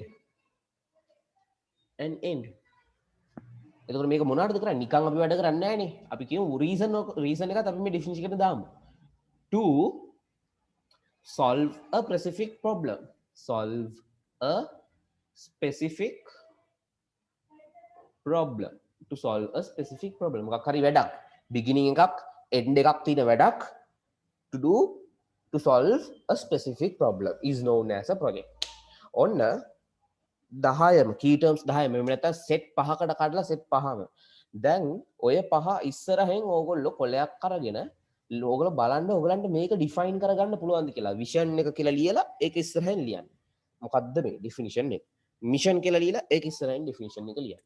goals කියලා තනියම මේක බලන්න නැතුව pause කරලා මේක පැත්තකින් තියලා ලියලා බලන්න මතකද කියලා. ඔය key terms අනිවාර්යෙන් මතක තියාගන්න ඕනේ දේවල්. programs කියලා දුන්නා, projects කියලා දුන්නා. අර උඩ ටික නම් නිකම්ම මතක set 1 set 2 නිකම්ම මතක හිටි. policies, strategies, rules, procedures, programs, projects කියන set එක ටිකක් පාඩම් කරන්න අපිට වෙනම effort එකක් දෙන්න වෙනවා. හරිනේ? Those are the special words that we have to keep in our mind when related to planning. Key terms related to planning. හොඳයි. ඒ ටික නම් කරගන්න ඇති කියලා හිතනවා. දැන් තියෙන්නේ factors that should be included when preparing a mission statement. අනන්නෝ. මම ඒක කිව්වනේ. හරි. sorry. දැන් තියෙන්නේ what are the principles? දැන් තියෙන්නේ principles. Planning principles. What are these planning principles? හොඳයි අපි planning එකක් කරද්දී අපි management වලදී අපි planning එකක් කරද්දී they should be based on clearly stated goals and objectives. ඒගොල්ලෝ planning කියන දේ අනිවාර්යයෙන්ම මම කිව්වා හැමතිස්සෙම මේක definition එකේ තියෙන planning කියන එකේ definition එකේ තියෙන බලන්න මොකද්ද establishing goals and objectives නේ. Okay, they should be based on clearly stated goals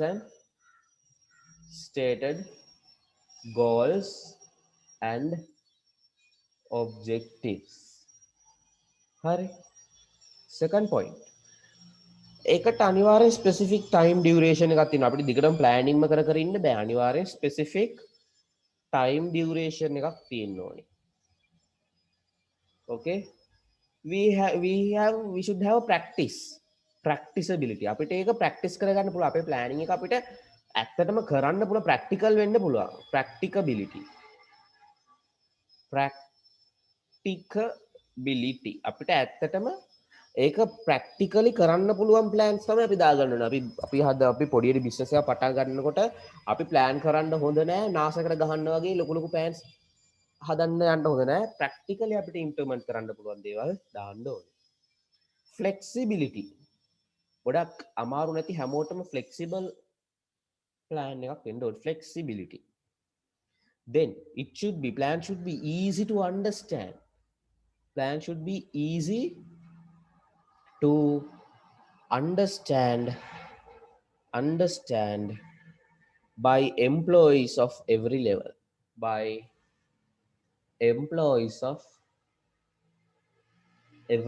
හැම level එකේම ඉන්න employee කෙනෙක්ටම තේරුම් ගන්න පුළුවන් වෙන්න තමයි අපි plan එකක් හදන්න ඕනේ. ඊට පස්සේ අපිට කියනවා priority.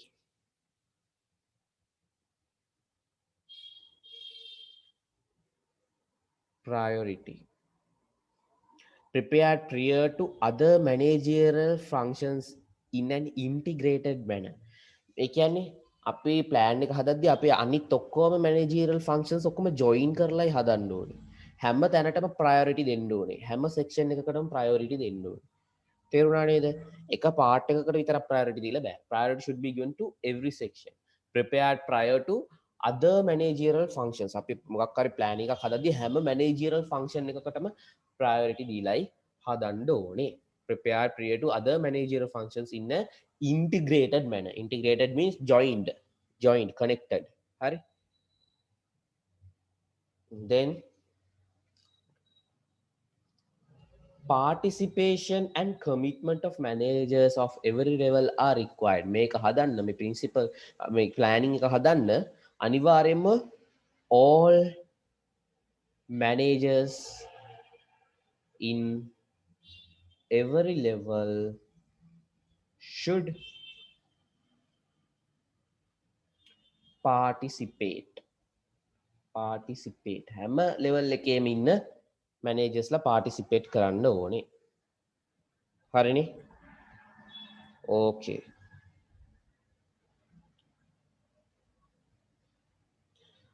Then efficiency.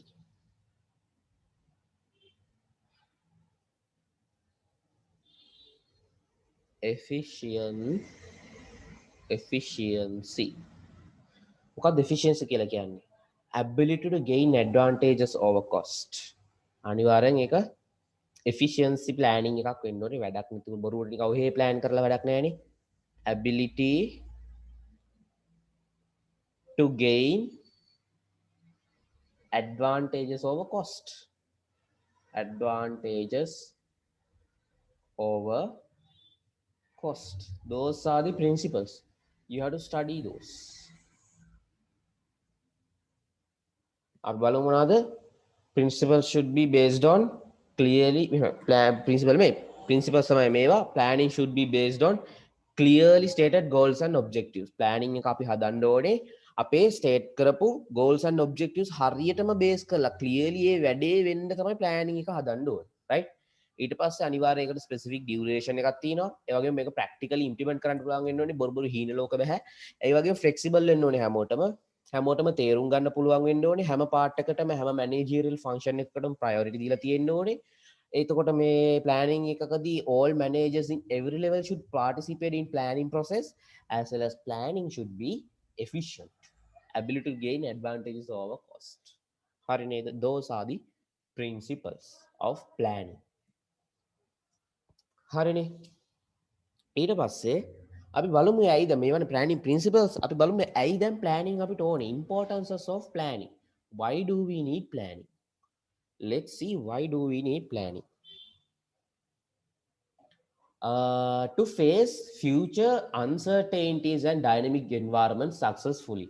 To face future uncertainties importances ne to face future uncertainties and හැමතිස්සම කියන dynamic environment එක කියන්නේ changing environment successfully ඉස්සරහට එන හැමතිස්සම sure නැති uncertain means not sure ඉස්සරහට එන sure නැති changing environment එකට successfully face කරන්න නම් we should have proper plan. හරිනේ? Second one, to use the resource efficiently. To use the resources අපිට තියෙන resources නාස්ති කරන්නේ නැතුව efficiently පාවිච්චි කරා. To use the resources efficiently. Right? Third one. ඊට පස්සේ to facilitate controlling අපිට හොඳ plan එකක් තිබ්බොත් controlling process එක හරි ලේසියිනේ.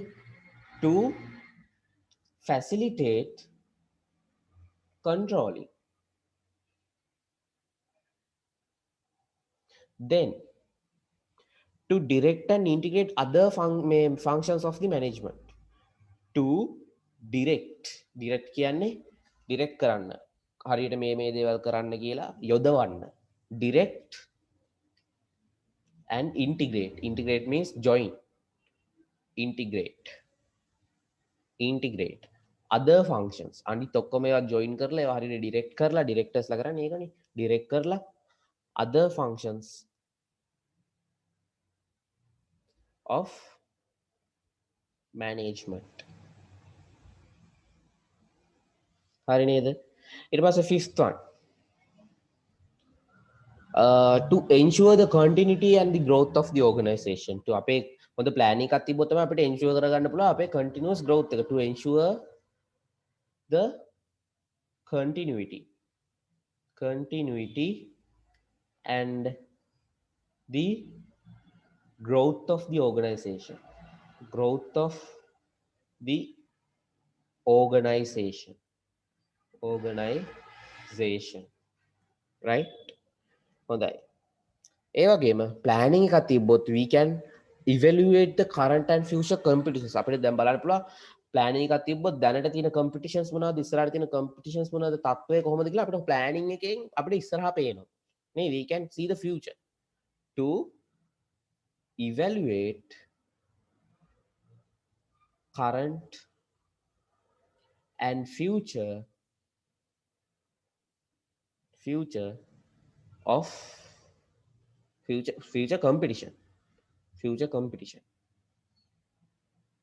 හරි. ඊට පස්සේ to අපිට planning එකක් තිබ්බොත් to motivate other parties and get them acknowledge. අපිට අනිත් parties ලා acknowledge කරන්න පුළුවන් කියන අපිට ඒගොල්ලන්ව දන්වන්න පුළුවන්. ඒ වගේම we can motivate them. If this is our plan කියලා කිව්වම අපිට ලස්සනට plan එක ලස්සනට කියාගෙන යනකොට අනිත් parties මොනවද කරන්නේ? හරි මේගොල්ලෝ හොඳ plan එකක් තියෙනවා. හොඳ objective එකක් තියෙනවා, objectives තියෙනවා, හොඳ goals තියෙනවා. මේගොල්ලෝගේ plan එකට අනුව මේගොල්ලෝ හරියට වැඩ කරන්න, මේගොල්ලෝ ගාව හොඳට දේවල් තියෙනවා, resources තියෙනවා. ඔක්කොම ටික plan එකෙන් පේනවනේ. හරි? එතකොට මොකද සිද්ධ වෙන්නේ? motivate වෙනවා. engage වෙන motivate වෙනවා. discourage වෙන්නේ නැහැ. to motivate other parties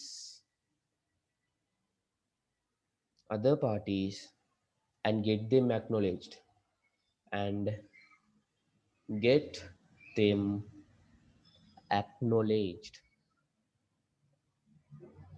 ඔන්න ඔහොම කියන්න පුළුවන්. Importances to face the future uncertainties. ඉස්සරහට එන uncertainty එහෙම නැත්නම් dynamic environment එකට face කරන්න ඕනේ. එහෙම නැත්නම් අපිට අපේ ගාව තියෙන resources efficiently use කරන්න. ඒ වගේම අපේ controlling process එක facilitate කරගන්න. ඒ වගේම to direct and integrate the managerial functions. අපේ managerial ඔක්කොම management functions ටික එකට එකතු කරගන්න. To ensure the continuity and growth of the organization. අපේ growth එකයි continuity එකයි අපේ ensure කරගන්න.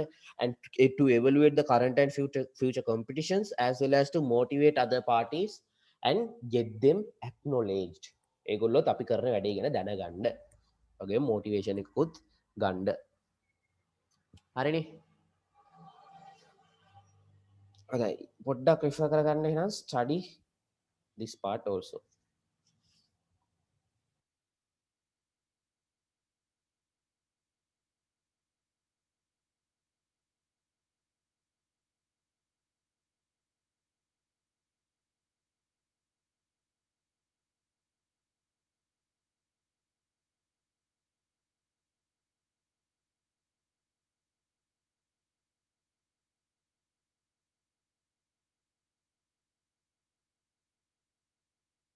Okay, time is enough.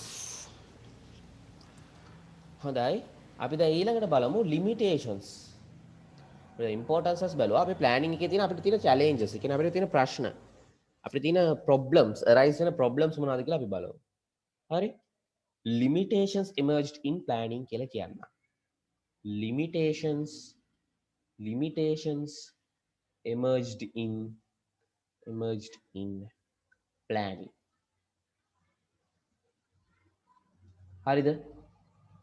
Limitations emerged in planning. හොඳයි. පළවෙනි එක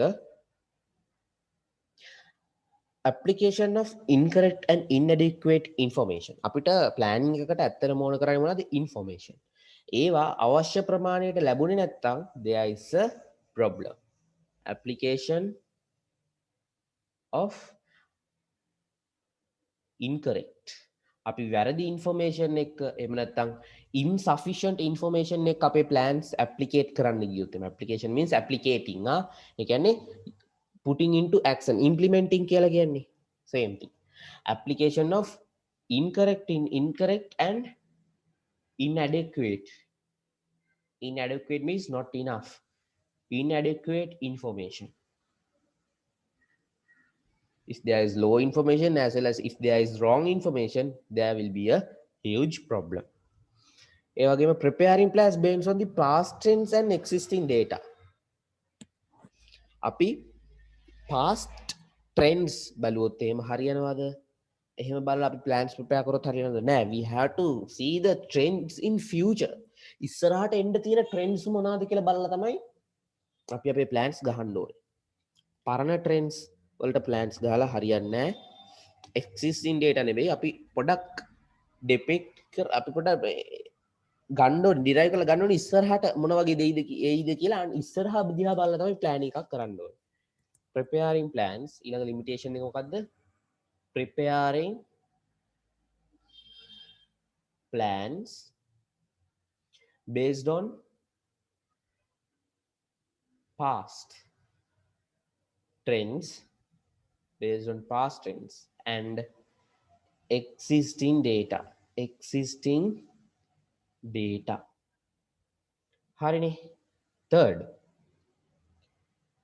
preparing plans beyond the ability and the capacity අපිට කරන්න පුළුවන් ප්‍රමාණය අපි දැනගෙන ඕනේ අපි planning එකක් හදන්න ඒකටත් වඩා අපි අමාරු planning එකක් හැදුවොත් ඊටත් වඩා අපි දේවල් කරන්න අපේ planning එකට දැම්මොත් අපිට කරගන්න පුළුවන් නේද නෑ එතකොට ඒක මොකද්ද problem එකක් preparing plans beyond the ability අපිට කරන්න පුළුවන් දෙයට වඩා මේ අපි plans හදන එක beyond the ability and the capacity අපිට දෙන්න පුළුවන් capacity එකට ඕනේ අපි plans හදන්න එහෙම ඇරුණොත් ප්‍රශ්නයක් fourth point insufficient interest and dedication in preparing plan සාමාන්‍ය අපි plan හද ඉන්නවට වඩා ඉක්මනට අපේ functions කරන්න තමයි business එක අපි practically බලන්නේ ඒ නිසා අපිට එතන එතරම් interest එකක් එන්නේ නැහැ ඒක problem එකක් හරි insufficient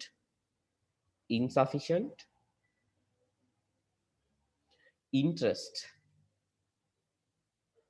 and dedication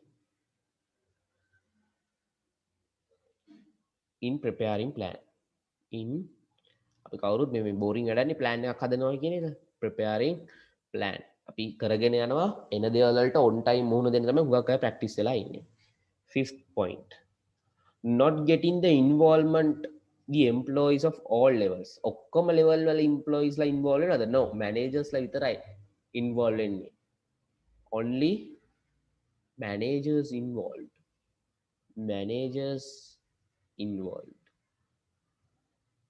employees ලා මෙතන managers involved කියන එක නෙමෙයි අතරම කියන්න ඕනේ all level A level නෙවෙයි all level ඔක්කොම levels වල all levels employees are not involved employees are not involved හැම criteria එකේම employees ලා involved වෙන්නේ නැති නිසා ඇත්තටම ඒක practical ද කියලා හොයාගන්න අමාරුයි මොකද employees ලා කරන කෙනානේ වැඩේ කොහොමද කියලා දන්නේ අපි plans හදාහද දෙනවා employees ලාට කරගන්න පුළුවන් වේද බැරි වේද කියලා අපිට sure නැහැ හරි employees are not involved ඒකත් problem එකක්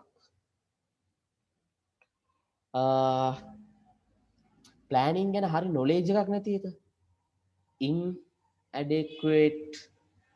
inadequate knowledge about planning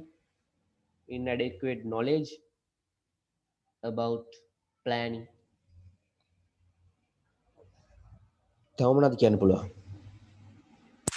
believing that the plan will work as expected after being implemented අපිට හිතන්න බෑ අපි මෙහෙමයි අපි plan එකක් හදලා අපි 100% sure plan එකක් හදනවා අපි හදලා කියනවා අනිවාර්යයෙන් මේ plan එකේ තියෙන දේවල් implement වෙනවා එහෙම නෙමෙයි plan එකේ තියෙන දේවල් එහෙමම අපිට implement කරගන්න බැරි වෙන්න තියෙන වෙලාවල් එන්න පුළුවන් situation එක change වෙනකොට අපේ plan එක change කරගන්න වෙන වෙලාවල් එන්න පුළුවන් හරි එතකොට එහෙම නැතුව 100% අපේ plan එක එහෙමම දානවා කියලා හිතාගෙන ඉන්න එකත් එක minus point එකක්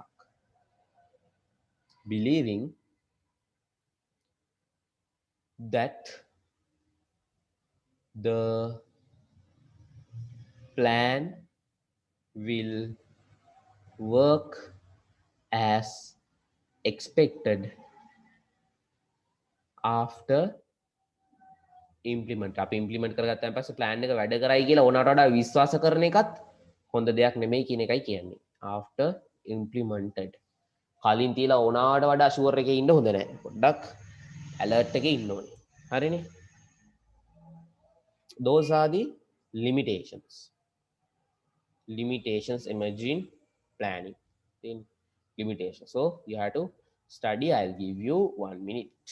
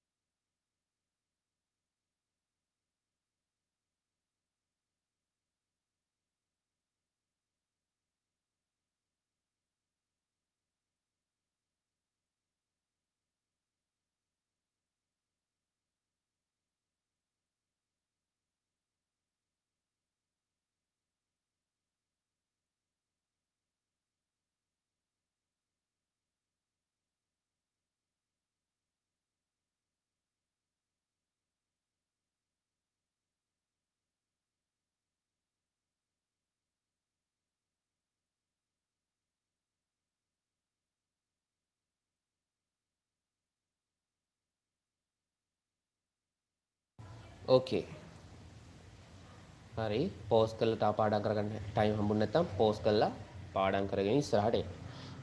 දැන් අපි දන්නවා ප්ලෑනින් කියන එකෙන් ඇත්තටම ගොඩාක් බෙනිෆිට්ස් අපිට හම්බ වෙනවා. ඒ වගේ මම දැන් කලින් කිව්වා කට්ටිය බිස්නස්මන්ලා යූජුවලි ප්ලෑනින් කියන පාර්ට් එකට වඩා කෙලින්ම ෆන්ක්ෂන්ස් වලට බහින්න තමයි ප්‍රැක්ටිස් වෙලා ඉන්නේ කියලා. හරි නේද? එතකොට මෙතනදී අපි බලමු ඇයි ඒ කියලා. ඒ කියන්නේ ඇයි මේ මිනිස්සු ප්ලෑනින් වලට එච්චර අකමැති? Why people don't go for planning though it generates numerous benefits? ගොඩක් benefits generates කරත් ඇයි මේ people මේකට එන්නේ නැත්තේ කියලා. බලමු. Why people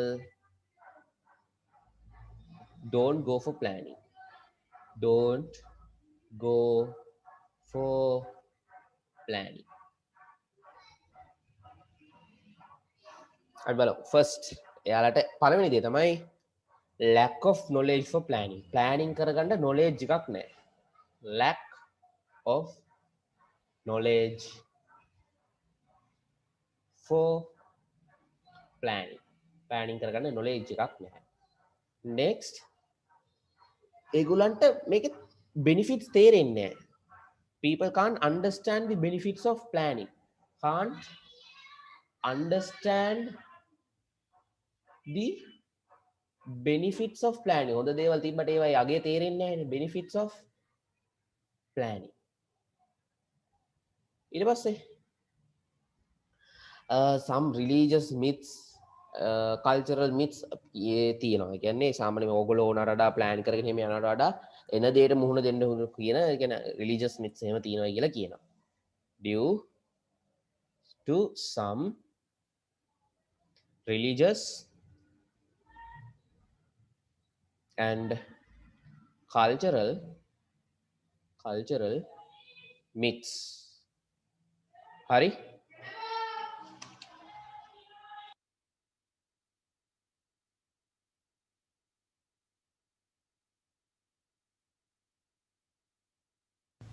It was the last one.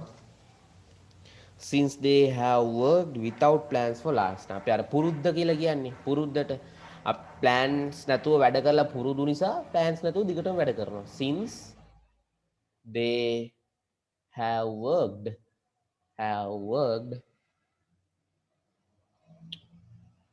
without plans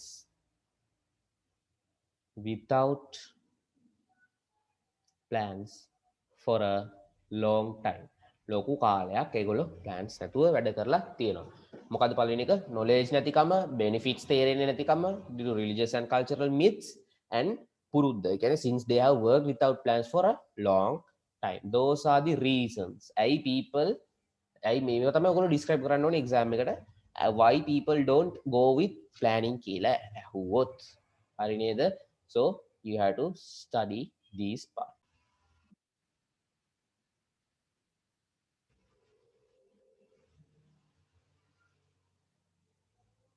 Okay, හරි. එතකොට අපි planning ඉගෙනගෙන ඉවරයි සම්පූර්ණයෙන්ම. Planning is over now.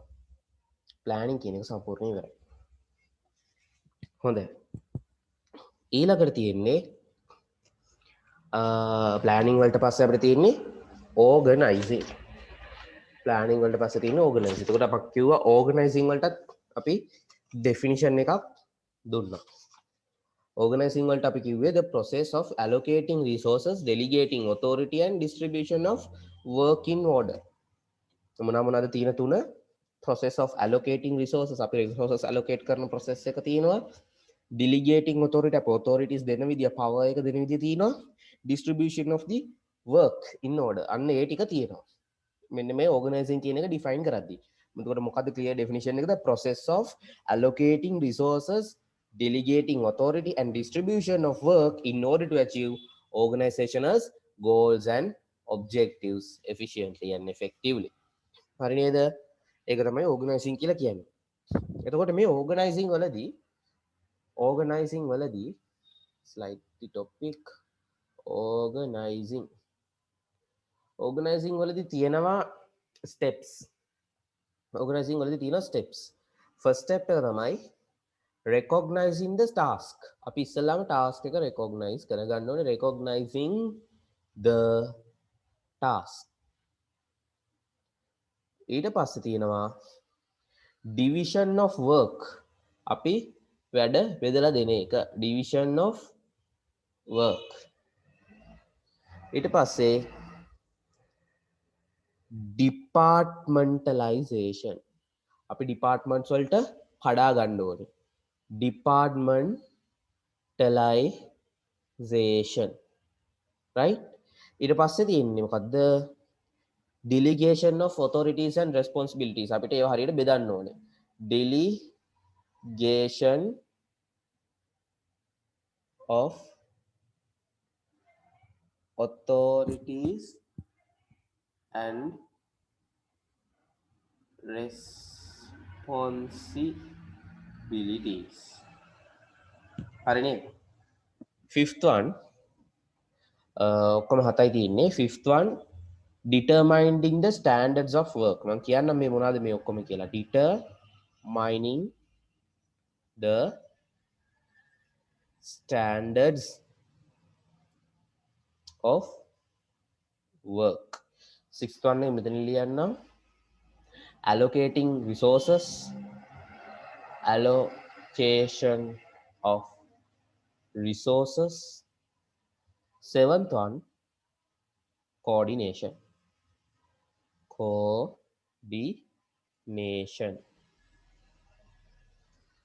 හොඳයි.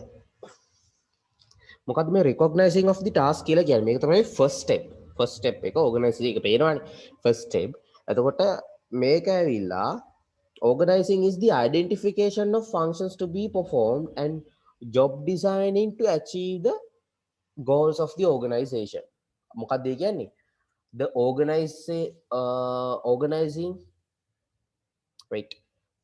recognition of the tasks is the first step to be done in the organizing.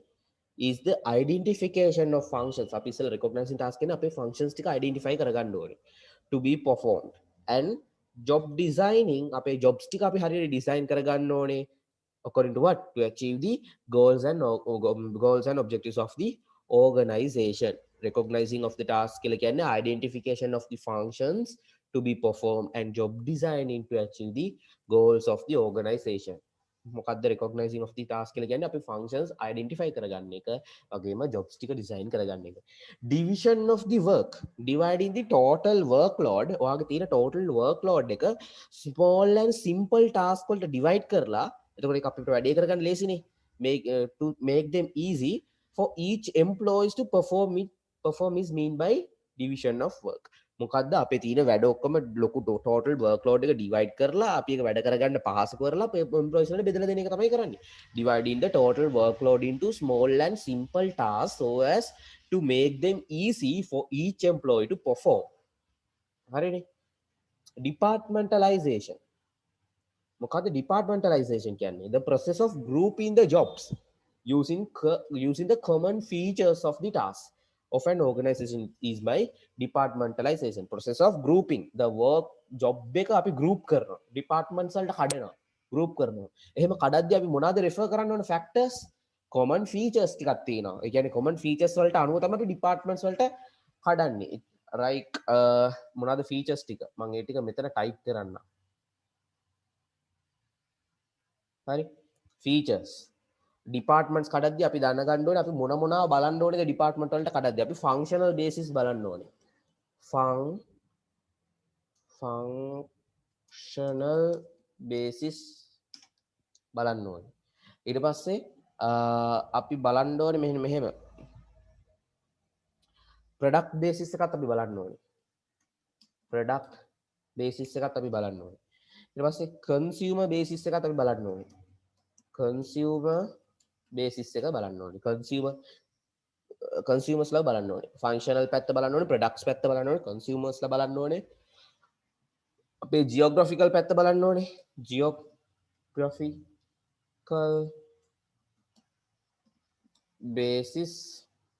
geographical basis ඊට පස්සේ තව මොනවද තියෙන්නේ අපිට බලන්න පුළුවන් මික්ස්ඩ් ඔක්කොම ටික කලවමේ දාලා පොඩ්ඩක් බලන්නත් පුළුවන් මොනවද තියෙන ෆීචර්ස් කියලා මික්ස් බේසිස් එකක් අපිට බලන්නත් පුළුවන් තව මොනවද අපිට බලන්න පුළුවන් process basis බලන්න පුළුවන් process basis බලන්න පුළුවන් තව අපිට matrix basis බලන්න පුළුවන් මේවා මොනවද හිතන්න එපා පාඩම් කරගෙන තියාගන්න එක්ස්ප්ලেইন කරලත් නැහැ ඔයගලන්ට හරිනේ වැඩි ඒවා එක්ස්ප්ලেইন කරන්න නැහැ මේ මොනවද කියලා දැනගත්තොත් හරි functional basis අපි departments කඩනවා product basis කඩනවා consumer basis කඩනවා geographical basis කඩනවා mixed basis and process basics and matrix basis කඩනවා ඔය ටික පාඩම් කරන්න මොන basis වලටද අපි departments කඩන්නේ කියන එක අපි දැනගන්න ඕනේ you have to study this part මෙන්න මේ part එක functional product consumer geography mix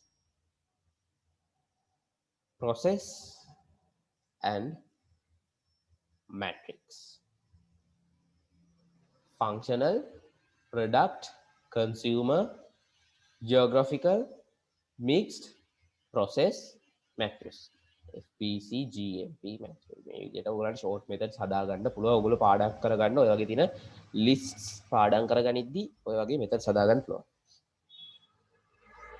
functional basis product basis customer basis geographical basis mixed basis process basis and matrix basis කියලා අපි හදාගන්න හරිනේ ඊට පස්සේ දැන් departmentalization කියන්නේ අන්න ඒ වගේ ඒවා basis කරන process of grouping the jobs using common features අර වගේ common features ටික පාවිච්චි කරලා අපි jobs group කරනවා අන්න ඒකට තමයි කියන්නේ අපි departmentalization කියලා delegation of the authority the next one delegation of the authority කියලා කියන්නේ formal process එකක් මේක ටිකක් formal process එකක් මෙතනදී වෙන්නේ අපි authorities එහෙම නැත්නම් responsibilities අපි හරියට බෙදනවා සාමාන්‍යයෙන් මේක වෙන්නේ හුඟක් කරලා top level and middle level and lower level managers ලා අතරේ හරි top level එකේ middle level එකේ lower level එකේ සාමාන්‍යයෙන් employees ලා පැත්තෙත් එහෙම වෙනවා හරි කොහොම හරි formal process එක fast transferring of authorities නැති අයත් ඉන්නවනේ හරි එතකොට මේක අපිට කියන්න පුළුවන් a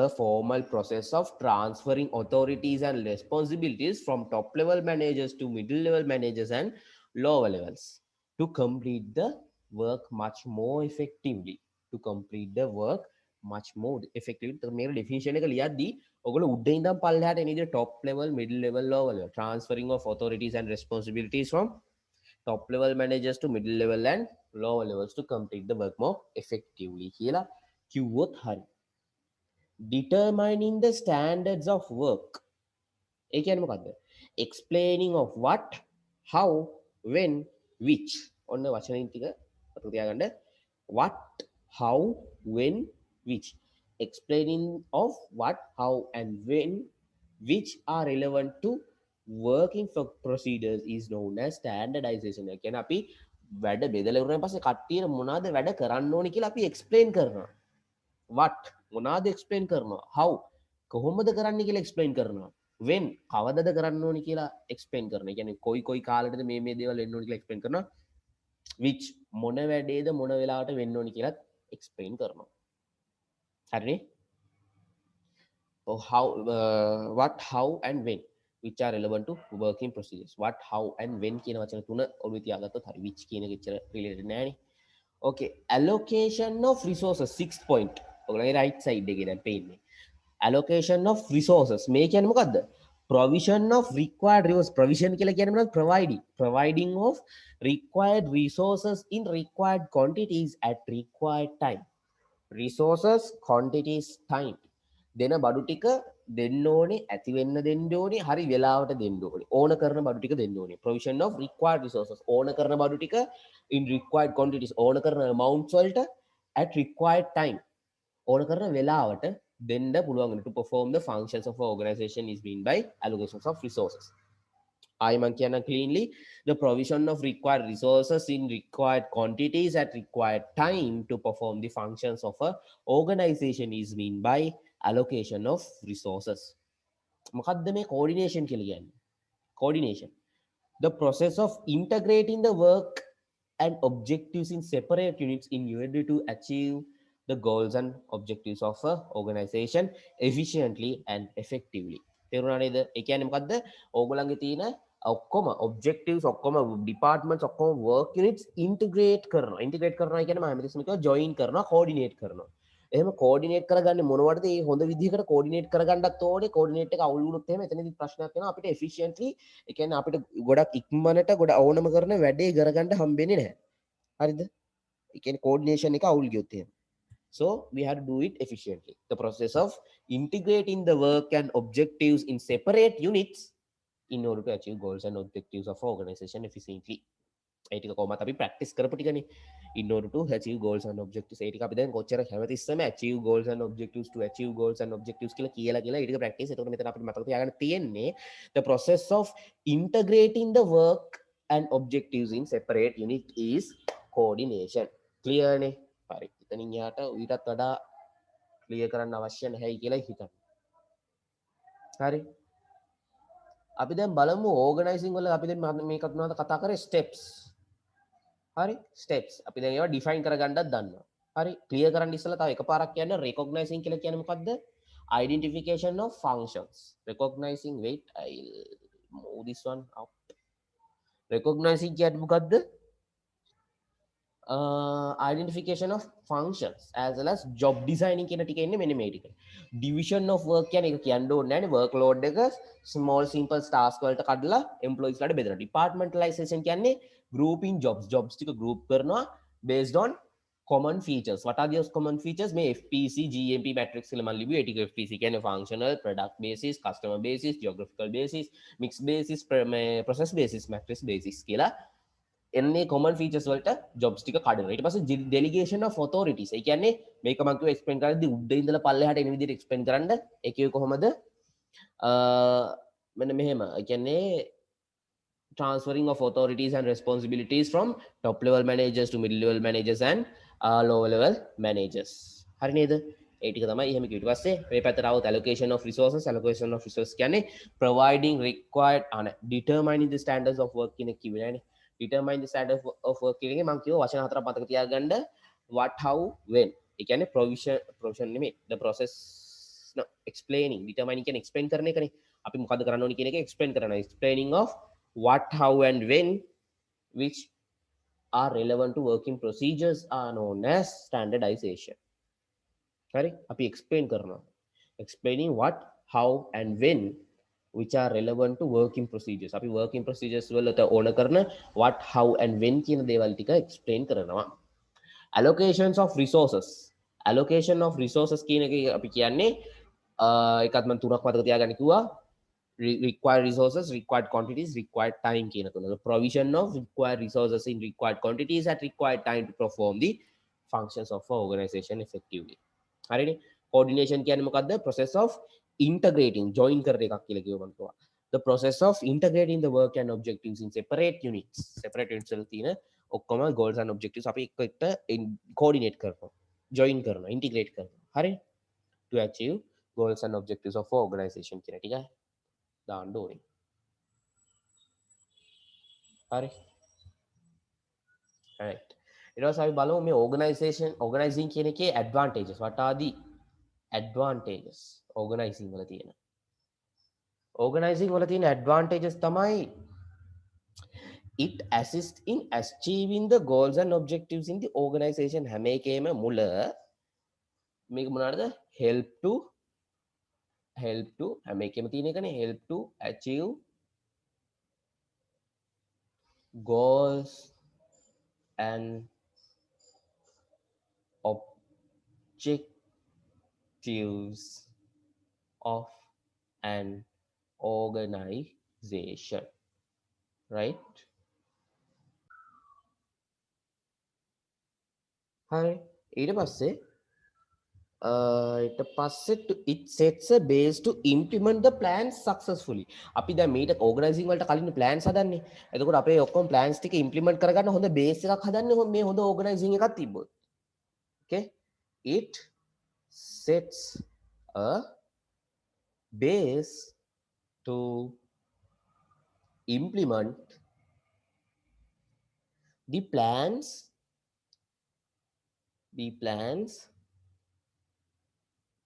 successfully.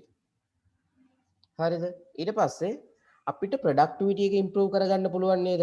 මොකද job specialization comes up from division of work. අපි දැන් වැඩ බෙදද්දී job specialization සිද්ධ වෙනවා. ඒ කියන්නේ ඒ කට්ටියකට ඒ අදාළ වැඩ විතරක් දෙනකොට එයාලා ඒකට specialize වෙනවා. එතකොට we can improve the productivity. We can improve the productivity. We can improve the productivity through what?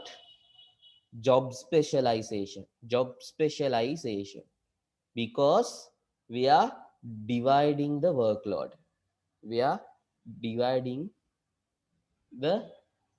අපි workload එක කට්ටියට බෙදලා දෙන නිසා බෙදලා දෙන්නේ තර වගේ factors consider කරලා නිසා අන්න එතනදී අපි ඒ කට්ටියට ඒ අදාළ වැඩි දිගටම කරන්න සැලසුනොත් මෙයාලා ඒකට specialize වෙනවා කියන්නේ අපේ time එක consumer time එක වැඩි වෙනවා efficiency එක වැඩි වෙනවා time එක අඩු වෙනවා efficiency වැඩි වෙනවා එතකොට අපේ productivity වැඩි වෙනවා තේරුණා නේද ඊට පස්සේ ability to get the works relevant to the posts done successfully through the delegation of authority and responsibilities. තේරුණානේ? ability to get words relevant to posts done successfully අපි authorities මේ delegation කරනවානේ. අපි authorities delegate කරනකොට ඒ අදාළ posts වල තියෙන වැඩ ටික අපිට ගානට ඒක කරගන්න පුළුවන්. ability to get the works relevant to the posts done. A post වල ඉන්න මිනිස්සුන්ගේ වැඩ ටික ගානට කරගන්න පුළුවන්. ඒක මෙතනට import දාගන්න. එතන ඉඩමදි මට advantage of delegation of authority මොකක්ද advantage එක අදාළ post වල ඉන්න කට්ටියගේ වැඩ ටික හරියට කරගන්න ability to get the works relevant to the post done successfully through delegation of authorities and responsibilities ඊට පස්සේ තව මොනවද තියෙන advantages we can පුළුවන් ability to get the maximum use of resources through allocating resources අපි resource allocate කරන එකෙන් මොකද සිද්ධ වෙන්නේ ගාන resource allocating කරන එකෙන් we can get the maximum use of resources තේරුණා නේද හරි then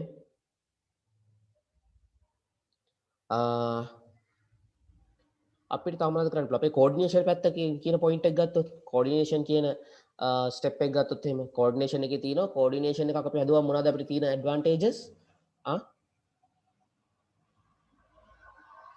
අපිට කියන්න පුළුවන් coordination is created a coordination is created